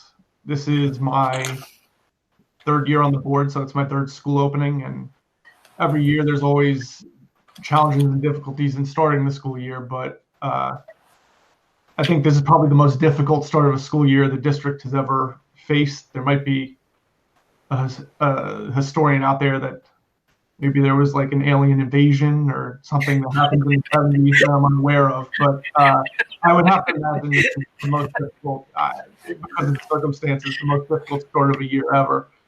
And watching the short video with some of the images of the first week or so of school, it's still very surreal to me that this is reality, that K-12 education is being done completely virtually, and it's such a foreign idea. It feels wrong, but our staff members have done an incredible job of making it feel at least as normal as it possibly can feel. And I'm extremely proud of the district and its staff. I can't thank all those involved in the beginning of the school year enough. I don't know how they do it. I continue to be in awe, and it proves something that many of the community members have always said for as long as I've lived in Toms River, which is my entire life. This district is very special, and that's in large part due to the very special people that the district employs. So I wanted to say that, and that concludes my new business. Thank you, Mr. Horgan. I agree that the people who work here make this district a very special place to raise a child. They do phenomenal things with our kids. Mrs. Howe. Okay, I have a few things. I'll be quick. The first one is I agree with Mike. It's been a crazy, what are we on? 7 days of school, 6 days of school. It's been crazy, but listening to all my kids in their different classes, the teachers are doing such a phenomenal job engaging the kids. And even towards the end of the day, it gets long. And I know we, hopefully can do something about that sooner or later, but they're doing a great job, and I appreciate everything that they've done. The second thing is Michelle and I received an email from, I don't know if I remember Dan Leonard that was on the board, but we received an email from him about a VFW scholarship that's being offered for seniors. And I think he's going to send it to the guidance counselors of all 3 high schools, but it's a nice amount of money. And it's an essay about if this is what the founding fathers envisioned America to be. So I think it'll be like a really kind of a nice thing to hear if like what the students respond to, and it's a nice amount of money. And then lastly, I wanted to mention, Mr. Healy mentioned Aiden in Tesso that passed away. And I don't know if some of you know, he's, was a phenomenal student. He was a hockey player. He was the captain of the hockey team. When he was a senior, he was, I wrote some stuff down. I've been reading about him and his family. He was assistant captain as a junior and a captain as a senior. He was the 2018-2019 Warrior Award recipient, and he was the Student Athlete Award recipient last year. He had a scholarship to go to college where he's playing hockey. He passed away of a medical issue, and they are doing a celebration of life at Huddy Park this Sunday. As a parent, I can't imagine what this family's going through. He left for college 3 weeks ago with all these dreams and aspirations. And I know as a community, we're a family. And right now they're doing sticks out for Aiden. So if any of you have any hockey sticks, they're putting them on your porch just to honor his memory. His family's big in Toms River. They have served our community for a long time. And just as a parent, my heart is broken for their family and the coaches and the teammates and his classmates. So I just hope that everyone prays for their family. And if you can make it out on Sunday to Huddy Park to honor his life. And they're going to set up a scholarship in his name in lieu of flowers. So I'm hoping we can, tell people about that when it becomes available. And that's all I have for this evening. Thank you, Mrs. Howe. I add my condolences to yours. I have a 2020 graduate, and I couldn't imagine the world without her. None of us want to wake up tomorrow and know that our child isn't with us anymore. It's a terrible thing for a family to have to deal with. All right, moving on. Mr. Kidney, do you have any new business? No new business. Thank you. Mr. Mazenko? Yeah, I'll keep it short, but first, just a thank you to all of our staff, parents, just for bearing with the district as we continue virtual learning. I know it's difficult for everybody, and a lot of people have been writing in, calling into our meetings, and we appreciate the feedback. It all helps the virtual learning be a little bit better. So, keep telling us what's working, what's not working. We want to get back in the buildings as soon as possible. You can see some of the challenges that we're facing in the presentation, just in terms of the number of leaves that we're facing. But I want to thank the administration for making phase 1 happening and not doing, an all or nothing. It's great that we're starting to get some students back in before November. And then finally, just wanted to welcome Sarah, Susanna, and Kaylee. It was nice to hear, we've been hearing a lot of gloom and doom the last few months. So it was nice to hear about the great things that are still going on in our buildings, even though, most of people are virtual. And as a former morning announcer, I was happy to hear that the morning announcements live on, even though they're on YouTube. Thank you, Mr. Mazenko. I agree that the students add a depth to these meetings, and they add so much meaning, and really help us display to the community what it is we all do here. It's very important. Thank you very much. Mr. Nardini. Thank you. I just more or less want to follow up with Alex. She said, Mr. Mazenko just said, we have the best. We have the best teachers, the best custodians, the best paras, the best administration. I don't care what anybody says. It's not going to make everybody happy, but I'm telling you, we have the best. I said it at a meeting once when we greeted all the teachers, that our teachers rock, and they do. They come together, look what they're doing for our children. I know it's not easy. I have 8 grandchildren that are doing this, and I see the difficulties in it, but everybody's coping the best they can. And it's appreciated very much. The teachers, you're phenomenal for doing it. It's out of the realm of what you normally do. And parents, thank you for adjusting. This is only temporary. It's only temporary. When this goes away, it's away. And I'm very happy that we're going back in a couple of weeks over here with the little guys. That's all. Thank you. Thank you, Mr. Nardini. Mrs. Williams, new business? Yes. Yes. I just want to say how grateful and happy I am to hear the announcement of the return of more early learners. This is something, as Mrs. Peloso said, we have been pressing and asking for, and I know there were a lot of things that needed to make it happen. So thank you to Mrs. Healy, Ricotta, Fashnot, Mr. Atiyah. I can't imagine what you have to go through, Mr. Doring and Mrs. DeMayo. Thank you all. And a very special thank you to all of our teachers. This is a classroom situation that you didn't sign up for, but here we are. And thank God, here are you.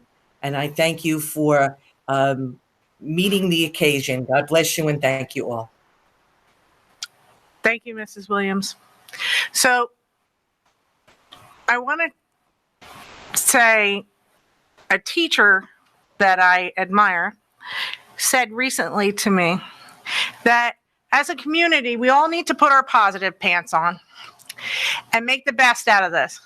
We need to sell it to our kids like it's Christmas morning and make sure that they know that they're looking forward to seeing them back in our school buildings as soon as it is possible and safe.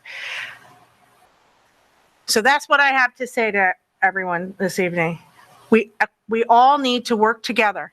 We need to put our positive pants on, and we need to look for solutions instead of problems and work to find ways to make things happen.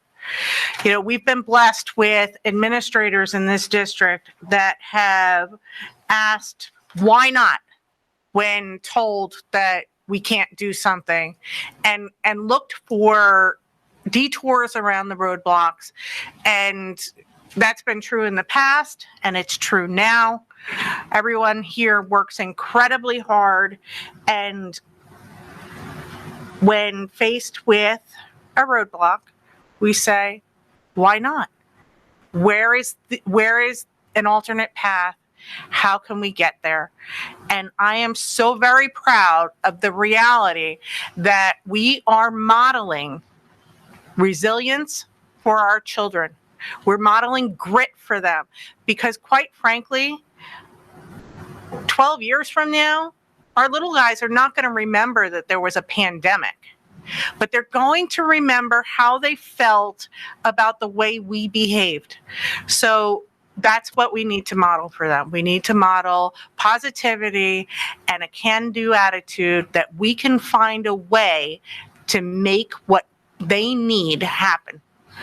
So I ask you to help us do that, and for everyone to give each other a little bit of grace, including our teachers who I know are struggling But please remember, just like you tell your students, struggling is not failing.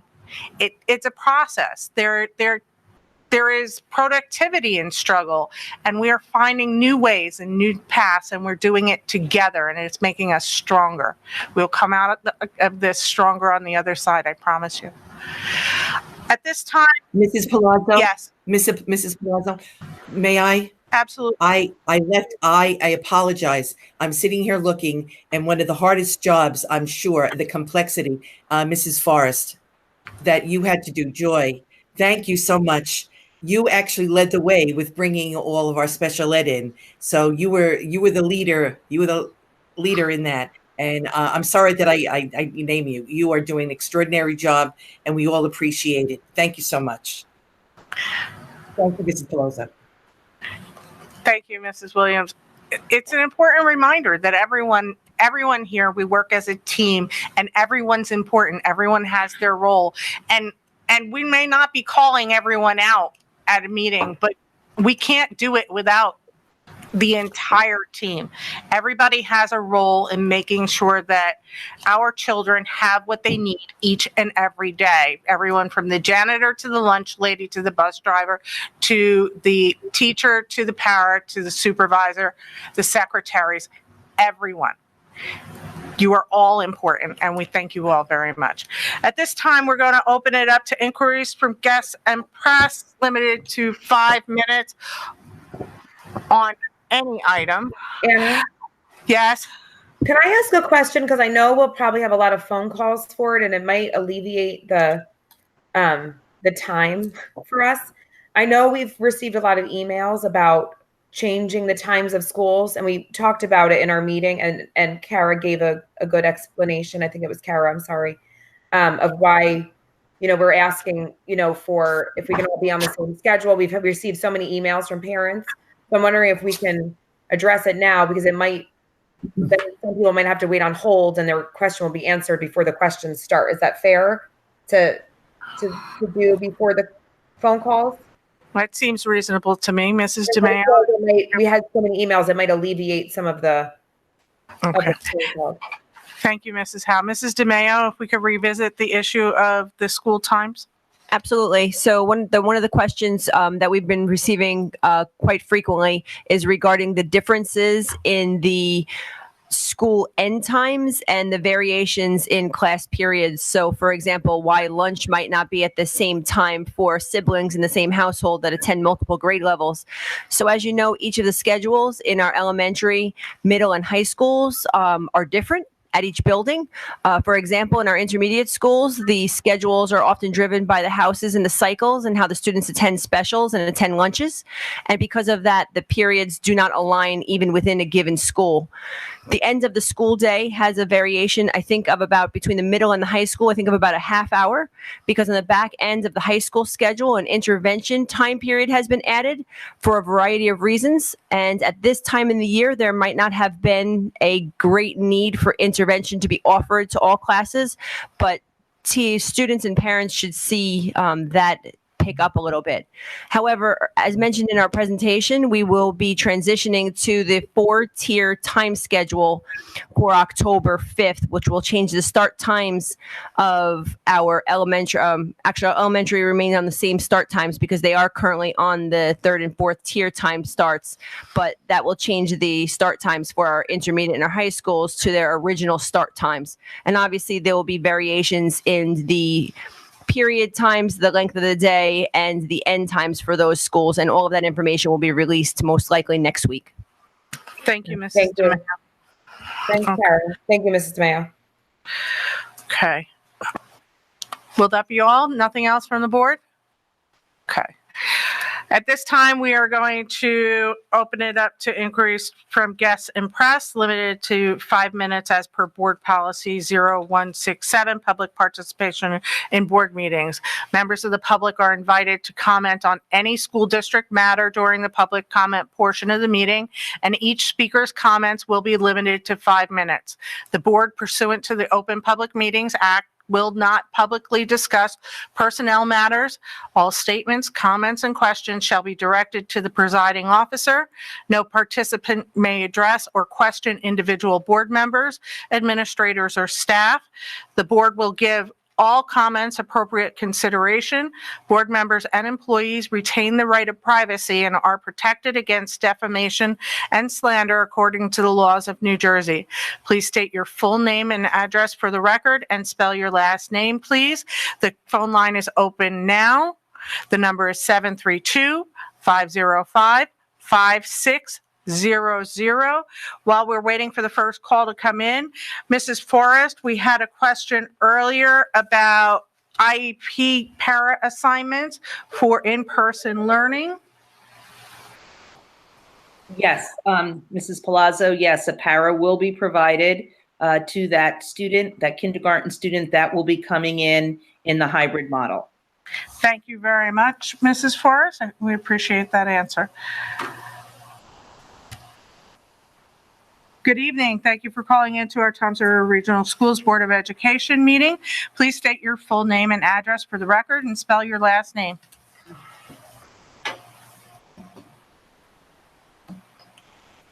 Hello? Hello, good evening. Hi. Thank you. Thank you for calling in. Please state your full first and last name for the record. Spell your last name. Sure. First name, Christian Mom, M-O-M-M. My address is 158 Stowe Street in Toms River. Good evening, Mr. Mom. How can we help you this evening? Thank you. So I was just wondering, I was looking at, well, first of all, my teachers' kids are doing a phenomenal job with their virtual learning. So I couldn't agree with everybody's comments more that we do have the best teachers in the school district. My question is, I was looking at my kids' grades, and I noticed the do no harm grade, which is 20%. That is an automatic A+. I was just wondering, what was the thought process behind, giving a 20% A+ off the books? So I'm going to direct your question to our administrative team. Mr. Healy? I think that's Mrs. DeMayo question. This is exactly the do no harm portion of the grading. Is that what you're referring to? Yes, it replaced. Yeah, originally when I saw it was like a course on something. But then when I talked to my kids, it's an automatic, 100 out of 100, Okay. 20%. Okay. Mrs. DeMayo, could you speak to that if you can?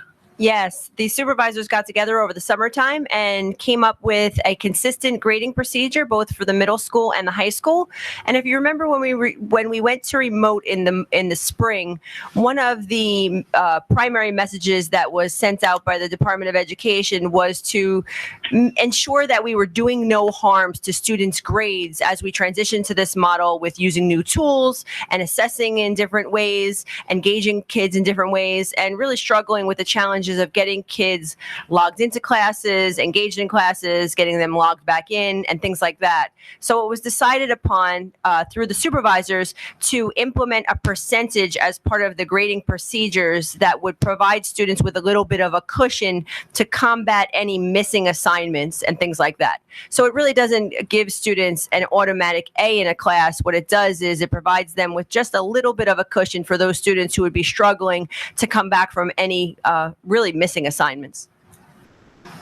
Yeah, no, I didn't. It wasn't automatic A. It seemed like a high percentage. 20% is quite a bit, and it just seems to me if we're looking to measure the success, right, of virtual learning, that 20% seems like a large percentage of a grade for a marking period. And I guess my second question would be if we do go virtual, are we keeping this same, grading rubric in place, or are we going to be lowering the percentages?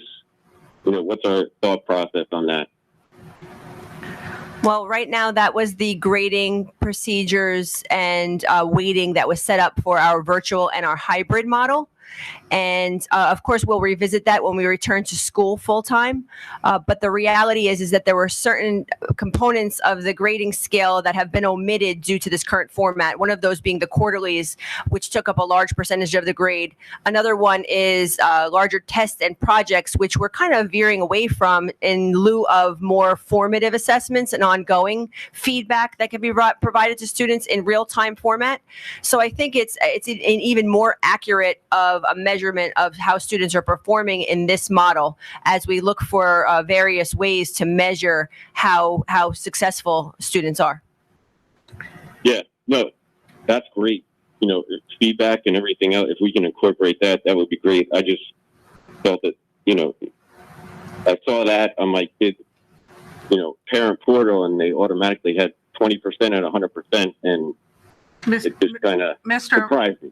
Mr. Mom, if I can, I just want to share that the Department of Education has encouraged these types of grading models as an equity piece for children.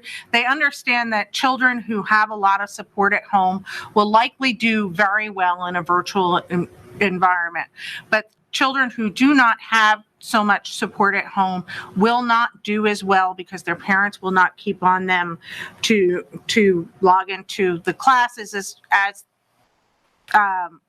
frequently as they should, or they won't, you know, keep up with their homework assignments that, you know, may add a couple hours to their day, things like that. So the Department of Education has asked districts to provide some grace in order to provide some equity to the students that may not have the level of support at home that perhaps they should. And the district will, of course, revisit that going forward once, you know, we can get back to brick and mortar school. But at this time, under these circumstances, this was one of the requirements of the road back. Okay. Thank you very much.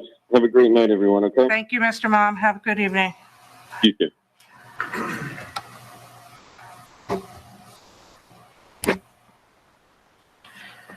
Again, the number to call in is 732-505-5600, and we will be ending this evening's public comment session at 10:15 p.m., if not before then. Good evening. Thank you for calling into our Toms River Regional Schools Board of Education meeting. Please state your full name and address for the record and spell your last name. Rebecca Galiotto, Galioto, 81 Moonlight Court. Good evening, Mrs. Galiotto. How can we help you this evening? I have 3 questions. The second day of school, my daughter, who is a senior at North, had 3 hours of homework that had to be done using a screen. I thought in the spring it was determined that 4 hours a day of screen time, 5 times a week, was too much, so Fridays became a project day. So my question is, how is it now okay for our children to be on a Chromebook for 5 hours a day, 5 days a week, and with several hours of after-school assignments also online? Okay. I thought maybe after supply pickup, teachers would give packets of worksheets for homework, but my daughter did not get any. Okay, Mrs. Gagliotto. What was your other questions? My second question is, what is the status of the high school students who opted out of lunch to take an extra class? I was told by the guidance department to just keep checking email, but after this 7th day of school, that class hasn't started yet. Okay. And lastly, I was wondering if it ever occurred to administration that the reason there's a substitute teacher shortage is because you haven't offered us any training on how to use all of the new technology, so we don't feel prepared and equipped to take a job. Okay, well, I'm going to say that on that last item, I'm going to say that our substitutes are employed by ESS, not by Toms River Regional Schools, and ESS is supposed to be providing that kind of support to their substitutes. In fact, they came here and participated in a board meeting and told the board just that. So I would ask you to address that question to them, and we will do the same. I'm going to ask Mr. Healy and his administrative team to address your first two questions. Mr. Healy? Sure. I know Kara is ready to respond. She's back there. What I would say before we go to Kara is the first couple of weeks are going to be a little different in terms of what the rest of the marking period will be in terms of screen time, among other things. We're hearing about 5 and 6 hours, and that really is not going to be a continuum in terms of what our plans are. But I'll let Mrs. DeMeo speak to it a little more. Yes, Ms. Galiotto, and following what Mr. Healy had just said regarding the first couple of weeks of school and acclimating to what the hours of live instruction and actual screen time look like, that will start to take more of the shape of the instructional format maintained by the district. If you take a look at the virtual parent handbook that's on our TR Safe Return website, you can see what that model will look like. As we transition back into the hybrid time schedule, that time schedule will be a little bit more condensed also, and will solidify going back to a little bit more of the 4 hours of instructional time, but with more limited live instructional components, more in a mini lesson format. When we transitioned to remote learning in the spring, it wasn't an intention that students would be moving to a complete 4 hours of screen time. It was a model in which students were doing a little bit more of self-directed learning and working with some of our more limited digital interactive activities. At this time, I think that we have a great deal more of interactive software, and that may be why you didn't receive a packet of worksheets or something that's a little bit more paper-based. Many of our textbooks have online logins for students. Teachers are experimenting with a variety of digital software such as Jamboard and Pear Deck and interactive slide presentations where students can actually participate in some of that work while they're in the class period. Although when we talk about some of the more advanced coursework or even coursework such as mathematics, where students are writing out their responses to math problems, some of those may need to still be done manually and then submitted to the teacher. And some of that is, of course, a little bit more time consuming. You did speak to the 8th period or an additional period. I know that those periods were being scheduled for students, so I will follow up with you because I know that that varies from building to building. Did that answer your question? Yes, I just wanted to make one other comment about how I am an ESS employee for the last 3 years. And I did get an email in August saying that Brick Township was offering 3 days of paid training for their substitutes before they took jobs. And I was hoping that Toms River would do the same, but I was never offered anything.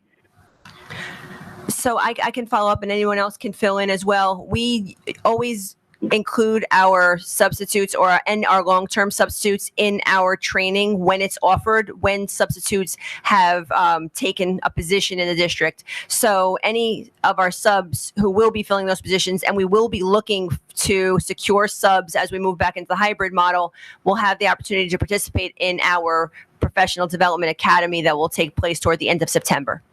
Okay, thank you. You're welcome. Thank you, Mrs. Galiotto. Have a very good evening. You too.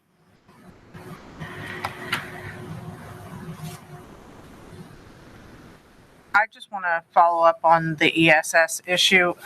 ESS came and spoke to the board, and they said that they were providing their substitutes with professional development on how to work in a virtual environment.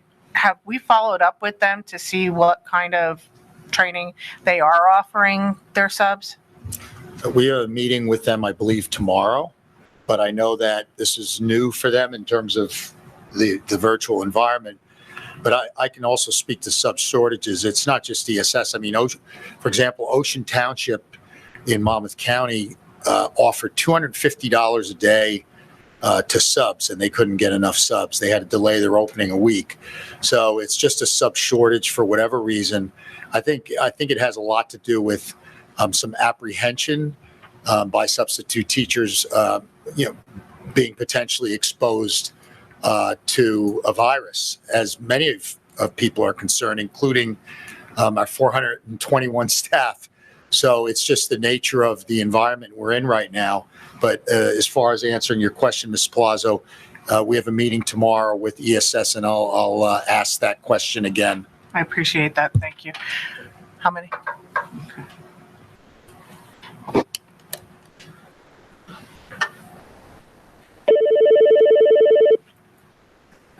Good evening. Thank you for calling into our Toms River Regional Schools Board of Education meeting.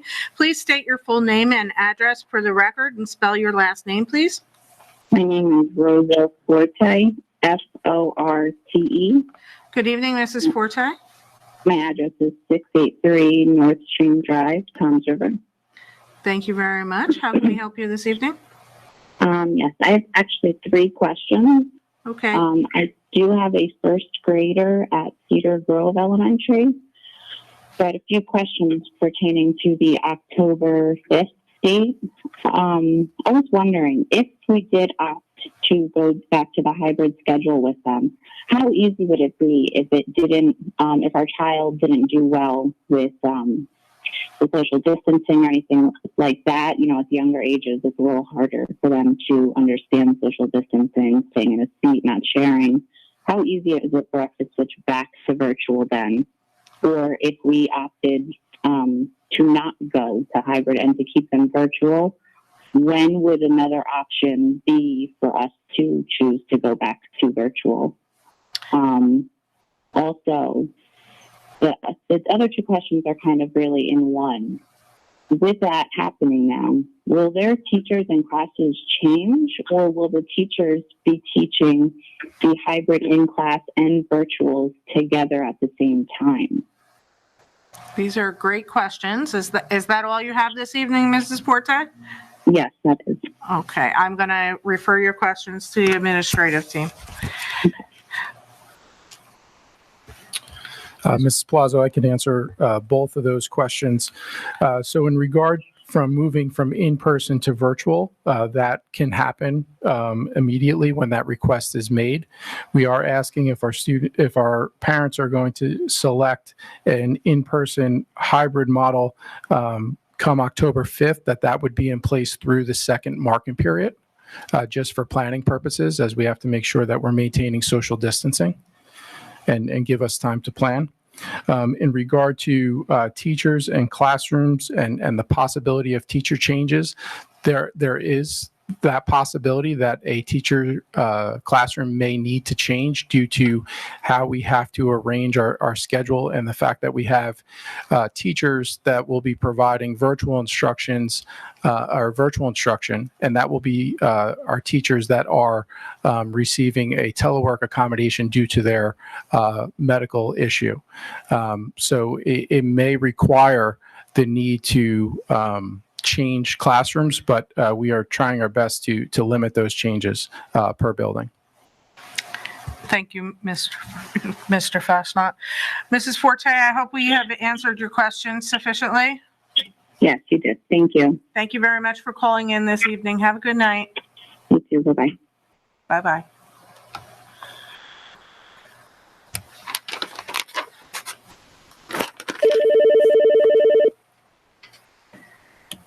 Good evening. Thank you for calling into our Toms River Regional Schools Board of Education meeting. Please state your full name and address for the record and spell your last name, please.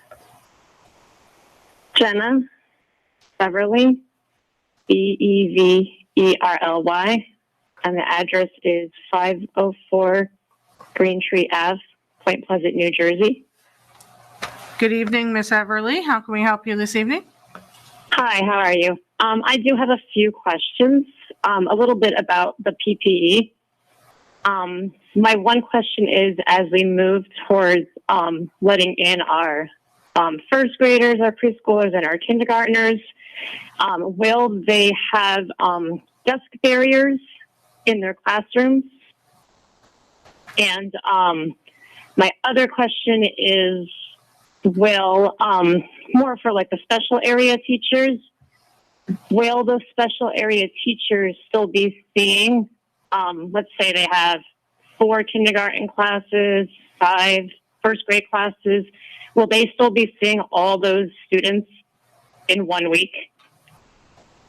Okay, is that all your questions, Ms. Everly? Yes. Okay, I'm going to refer your questions to the administrative team. Thank you. Mr. Healy? Desk barriers? Yeah, well, there's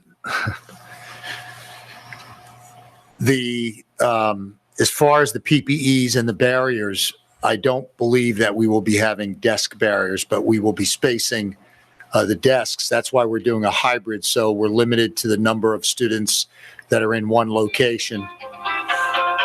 Okay. We're limited to one location. That's why we're doing the AB rotation. So it'll be more social distancing than desk barriers. If you see some of the schools, like for example, Lakewood, they have a 25 or more children in a class with those desk barriers. And my understanding is those things become ineffective when you have that many people in one room. But okay. I will. Your other question. Please repeat your other question. I'm sorry. It's been a. Okay, it was just basically as the younger students, so preschool, kindergarten, and the first graders come into school, as the special area teachers start to see them, if they're seeing them in person, I'm assuming they are, for the teachers to have a prep, that would they still be seeing all those students in 1 week, and then they're going to be exposed to a lot of numbers, basically. Yeah, Mr. Fosnok, could you respond to that, please? So, Mr. Healy, our plans would require the special area teachers to provide in-person instruction to all of those classes within a week. Of course, we'd be maintaining social distancing at all times, which is why we're moving to the AB hybrid model. All of our students and staff will be wearing masks throughout the day. When we're fully in a hybrid model, that rotation actually will happen less frequently because we'll be working with within a rotation of AB, AB, AB. So it won't be as frequent, but our special area teachers will be moving from class to class to provide the in-person instruction for our students in a socially distant way, of course. Okay. Mrs. Everly, I just want to remind you and other parents who have these concerns that the move to a hybrid is not a mandate for families. Virtual is still an option, and you will be surveyed at some point very soon on that. Okay? Okay. I'm actually a teacher at Pine Beach, and I do love my job very much, and I appreciate you guys answering my questions tonight. Thank you. Thank you, Mrs. Everly. You have a very good evening. We appreciate everything you do for our students. And Mrs. Palazzo, if I may, and I know Mr. And since you're one of our teachers, and we're doing it as we speak, our classrooms, our hallways are being regularly sanitized. And Mr. Ricotta had mentioned all the efforts in terms of the purchases for sanitizing equipment and supplies. And we're taking an aggressive approach in terms of every night after the school day, sanitizing those areas thoroughly. Thank you, Mr. Healy. Have a very good evening, Mrs. Everly. Okay, thank you. You too. Thank you.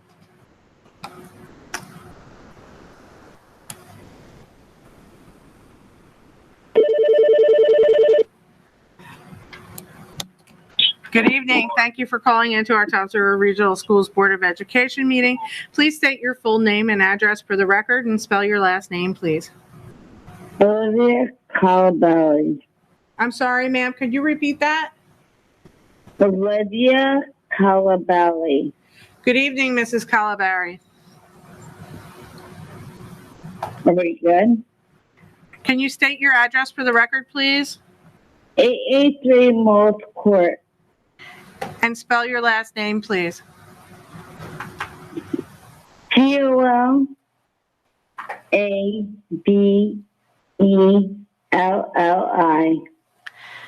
Okay, thank you, Mrs. Calabarri. How can we help you this evening? I was just wondering, when the kids go back to school, K through first grade. Yes, ma'am. Are they going to have busing? Yes, ma'am. Okay. Is that all? Thank you. Is that all for you this evening? Yeah, that's all this evening. Thank you. Thank you very much for calling in. Have a good night. Good night.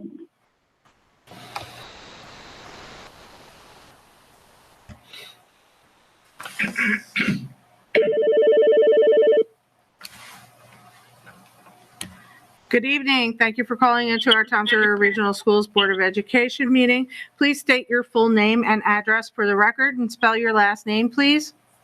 Jessica Cartalis, Kartalas, 171 Silver Bay Road. Good evening, Mrs. Cartalis. How can we help you? Good evening. I'm sorry I'm joining late. I was in school myself until 9 o'clock, so I missed about the kindergartners.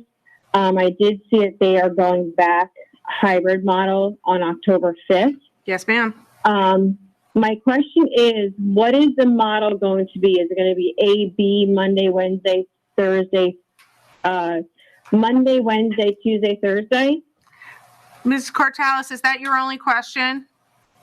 Well, I just, that's one of my questions. And then also one of my questions was, what is going to be the protocol if a student does test positive in your child's class? Okay. Anything else this evening? No, I wanted to know about that because I want to know if, because I had a suggestion of, maybe if it was an A, B, if it's A and they go Monday, Tuesday, with Wednesday being virtual, and then B going Thursday, Friday. So it's the same group of kids together Monday and Tuesday. Wednesday be virtual, and then that could be like a deep cleaning day, just so it's just very fluid and it just keeps them consistent. But I just wanted to see what it is going to be. So, Mrs. Cartalis, I'm going to ask our administrative team to address your questions about the AB model and the protocol for a positive test in a classroom. Okay. Good evening, Mrs. Cartalis, Mr. Fostock. So when we reviewed our data from our survey that was sent out in July, our parents overwhelmingly chose the AB Monday, Wednesday, Tuesday, Thursday model. And then after further review with our instructional teams, we felt that the consistency that model provided and not having our students out of school for several days in a row would provide the best blended learning or hybrid model of instruction. So at the moment, we are moving forward with a B, Monday, Wednesday being A, Tuesday, Thursday being B, and then a fully virtual day on Friday. And I believe Mr. Ricotta has the second answer.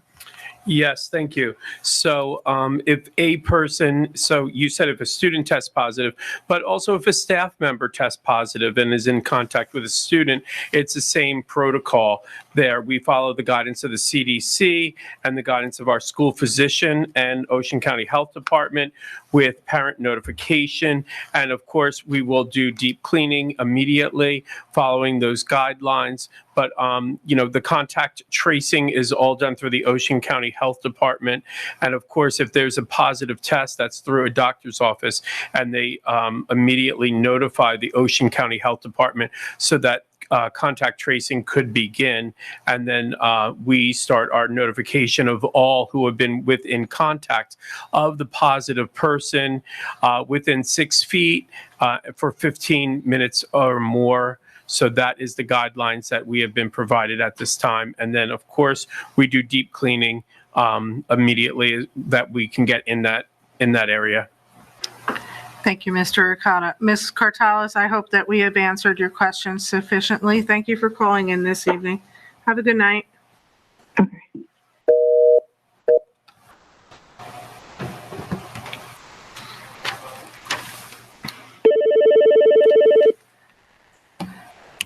Good evening. Thank you for calling into our Toms River Regional Schools Board of Education meeting. Please state your full first and last name for the record and spell your last name and state your address.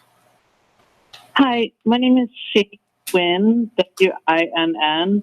My address is 244 Marigold Court. Good evening, Ms. Wynn. How can we help you this evening? Well, I guess I have one question and then I guess another question to follow. But if I understood right, or as of October 5th, are they going back to the original time for the tiers, for the different tiered schools? Yes, ma'am. Okay, and so I guess I was wondering why the start times are going back to the earlier times, because study after study shows that students learn better with later start times. And honestly, the later start time was one of the few good things about the whole situation with the virtual learning. And now we'll be back to having 2 of my children start at 7:15 and the others starting at 9:25. It's really inconvenient for parents, particularly those trying to arrange childcare and manage work schedules. And I was just curious what went into that decision. So, Mrs. Nguyen, I'm going to say that the reality of that decision is what we need to do in order to return to in-person school. As much as Toms River Schools recognizes that the American Academy of Pediatrics recommends later start times for students, we have a 4-tier busing system that utilizes our buses to run to 4 different tiers of start times, because we quite frankly can't afford to have more buses or more drivers. It is the reality of the economic situation that Toms River Regional Schools is in now and has been for many years. The district has had many conversations in the past about later start times, and we recognize that it is inconvenient for parents. It's not the ideal, but it is what we can do, and we have to make the very best of it. So while we appreciate your concerns about that, there is really nothing we can do to change the school start times to a more favorable situation for our students and our parents at this time. Did you have anything else this evening? I guess just to follow up, I guess my only other question is why not wait until they go back to school to change? Because I mean, I have 2 high schoolers anyway. It's not like they're going to go back before November 9th. So I guess my question is, why are they changing it a month before they're going back to school? We are changing it because we are beginning to send some children back to school, and we do have students that attend the high school vocational program that need to be bused first thing in the morning, and then we have elementary school students that are going to need to be bused a little bit later in the morning, and the buses will need to operate on the tier system. The buildings will be open for some in-person learning for special education students as they are now, and those students will need to be bused to school, and those teachers will need to teach both the children that are in the buildings and the children that are at home during different periods. So while we understand that it is inconvenient for you and for many parents in the district, and while it is not the ideal situation, it is the very best that we can do for our students at this time. Okay, and then my last question is, does that mean that they'll be done 45 minutes earlier if they're starting at 7:15? The school day will start and end at the normal time. Okay. Thank you very much for calling in, Mrs. Nguyen. Miss Palazzo? Thank you. Yes, I'm sorry. That's okay. Do you mind if I? No, please. The school end times will be modified as well. What we wanted to do is go back to the normal starting times and then modify the end times so that they will reflect the same times that students will have when we go back to the in-person hybrid model. So those time schedules will be forthcoming. They were the ones that were originally put out when we planned for the hybrid model during the summertime.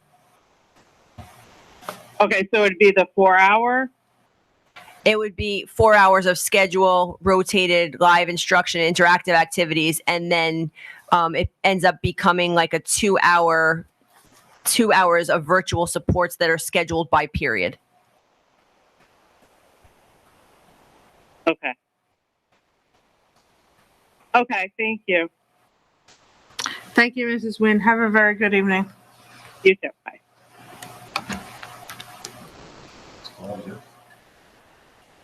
Two? Okay, thank you. Good evening.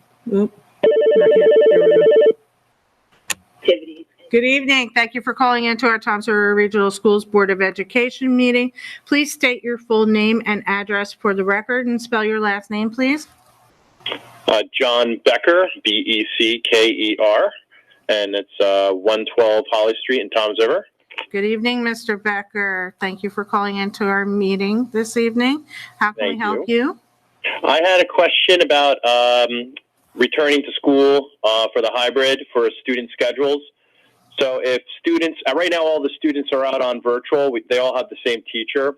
But when we go back to hybrid, what will happen to the students whose parents choose them to remain virtual? Will they now be removed from, my class or other teachers' classes and put with all virtual kids?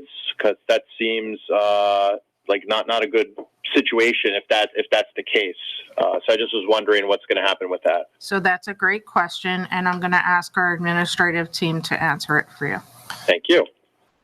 So in most cases, our buildings will have one virtual classroom or section, so to speak, based on the initial data that we collected in the summer. That's why we're asking for additional data so we can make the best choices possible. We want to limit any changes as best as we possibly can. So it will be based on the data that we get from our students and who's selecting virtual. And then it's also based upon our teachers that are working remotely so we can maximize their schedules as well. We are doing everything we can to limit any of those changes as we want to create as much consistency as possible. Okay. All right. Well, thank you very much for your time. Everybody stay well. Thank you again. Thank you, Mr. Becker, and thank you for all you do for our children. Thank you. Bye-bye. Good night. Bye-bye. One more? There's two now. Okay.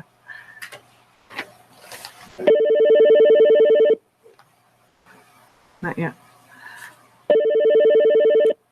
Good evening. Thank you for calling into our Toms River Regional Schools Board of Education meeting. Please state your full name and address for the record and spell your last name, please. Hi, Dana Lavin, Lavin. Good evening, Ms. Lavin. Thank you. Good evening. 717 Arrow Drive, Toms River. Ms. Lavin, how can we help you this evening?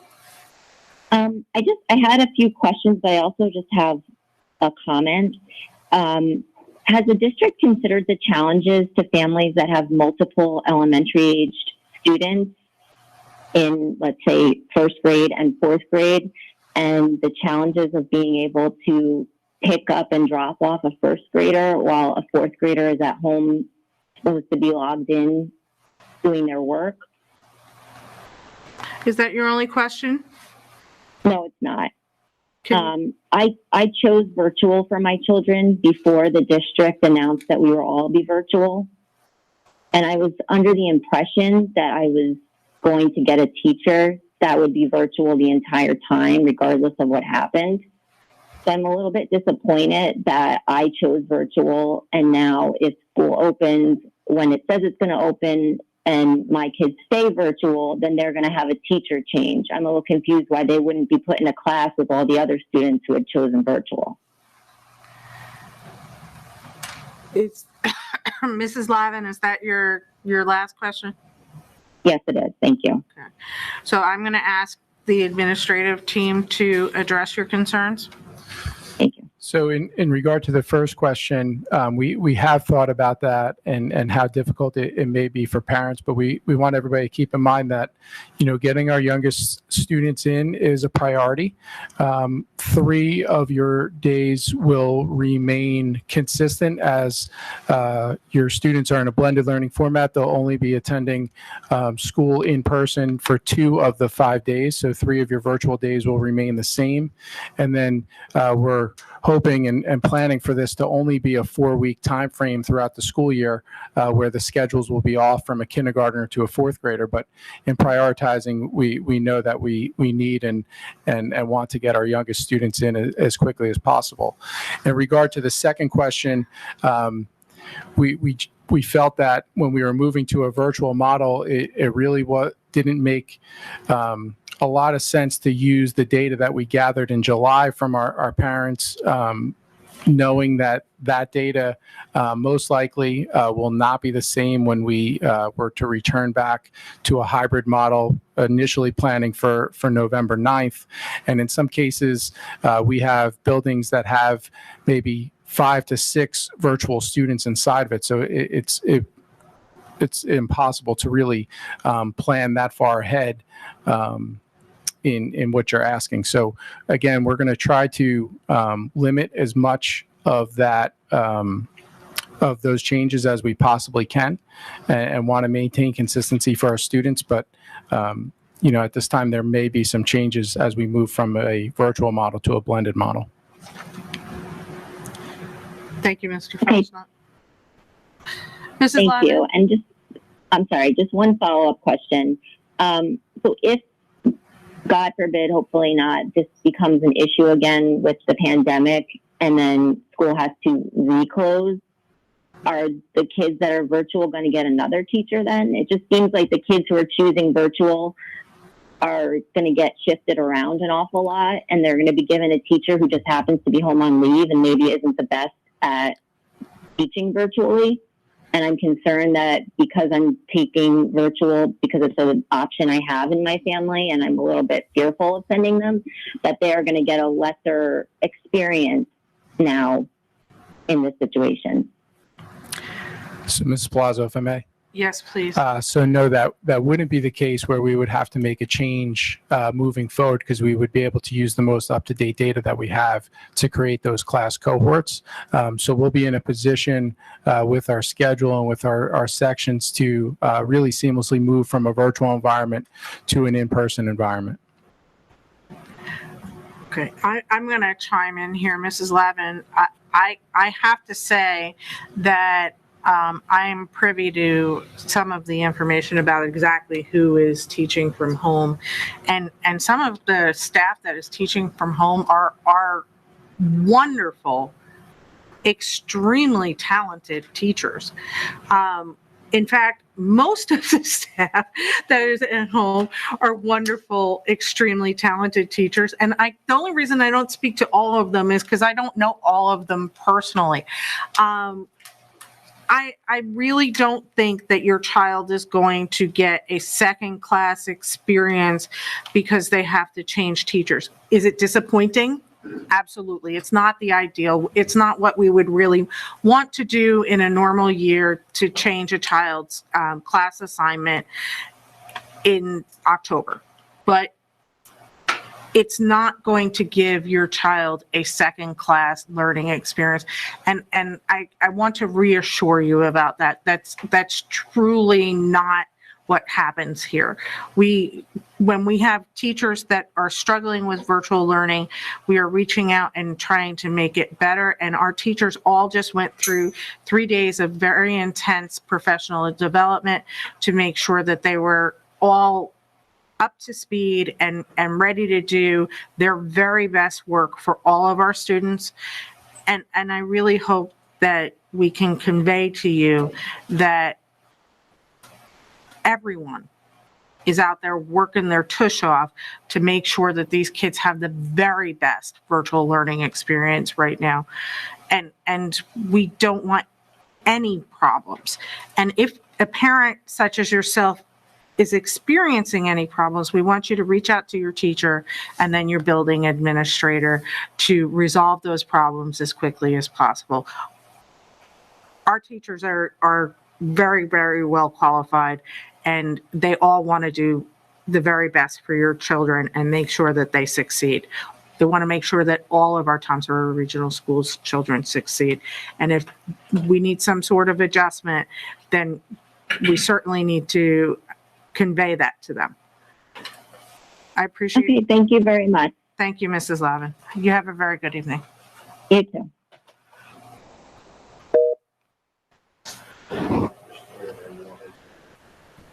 Yes. Good evening. Thank you for Good evening. Thank you for calling into our Toms River Regional Schools Board of Education meeting. What? Okay.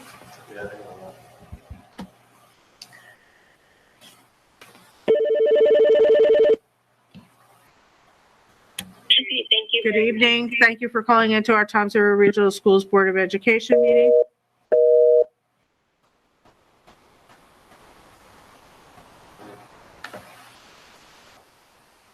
It's weird.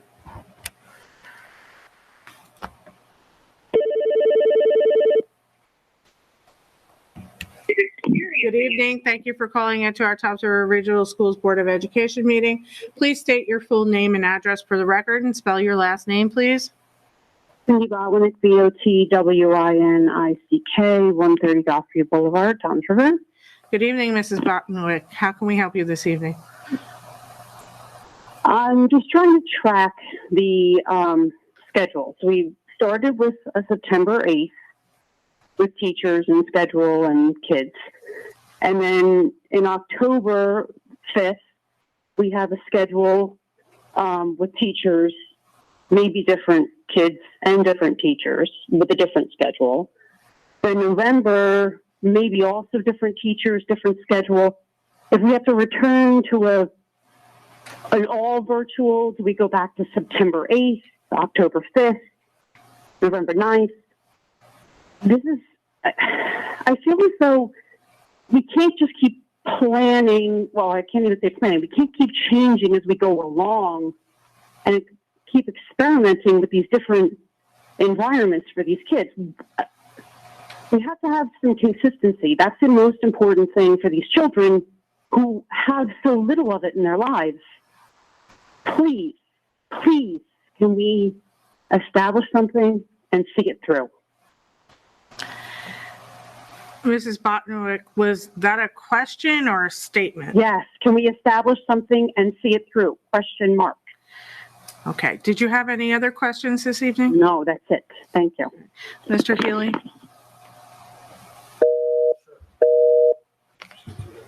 All right. Do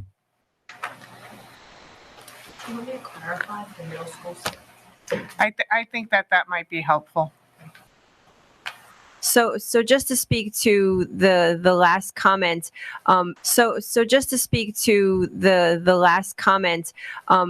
the planning that went into what would be offered as a schedule for the hybrid model for all levels was planned for during the summer months. So none of the decisions that we've made or what we'll implement in our second phase of reentry in October or moving into November is unplanned or on the fly by any means. The elementary students, it was decided based on the model in the elementary classroom that students would be assigned to virtual teachers and in-person teachers. And we knew when we moved into instruction in September that would look different. And we were pretty communicative about that in the community meetings and in the board meetings when we did our presentations. That model, however, will not be implemented at the secondary level. At the middle and the high school level, we will have students will be staying with their assigned teachers, and we'll be moving to more streaming of instruction where students in the virtual setting and the in-person setting will have the same classes. That will be ironed out, and that instructional format will need to be nailed down over the next couple of weeks. But not all of these plans have been set in stone since we returned. The reason why we're returning all students to the 4-tier schedules on October 5th is so that we're not flip-flopping time schedules, so that students will experience in one transition when we start as in our next step to move toward the hybrid model. Thank you very much for that clarification. Seeing no more public comments, I'm going to ask for a motion to adjourn. Motion. All in favor? Aye. Aye. You don't get a vote. Oh, sorry. All right. Thank you all so very much for joining us this evening. Have a very good night. Thank you, everyone. Have a great night. It's nice to wrap up before you get done. Good night. You're a non-voting member. Okay. So can you come take a look at this for me, please?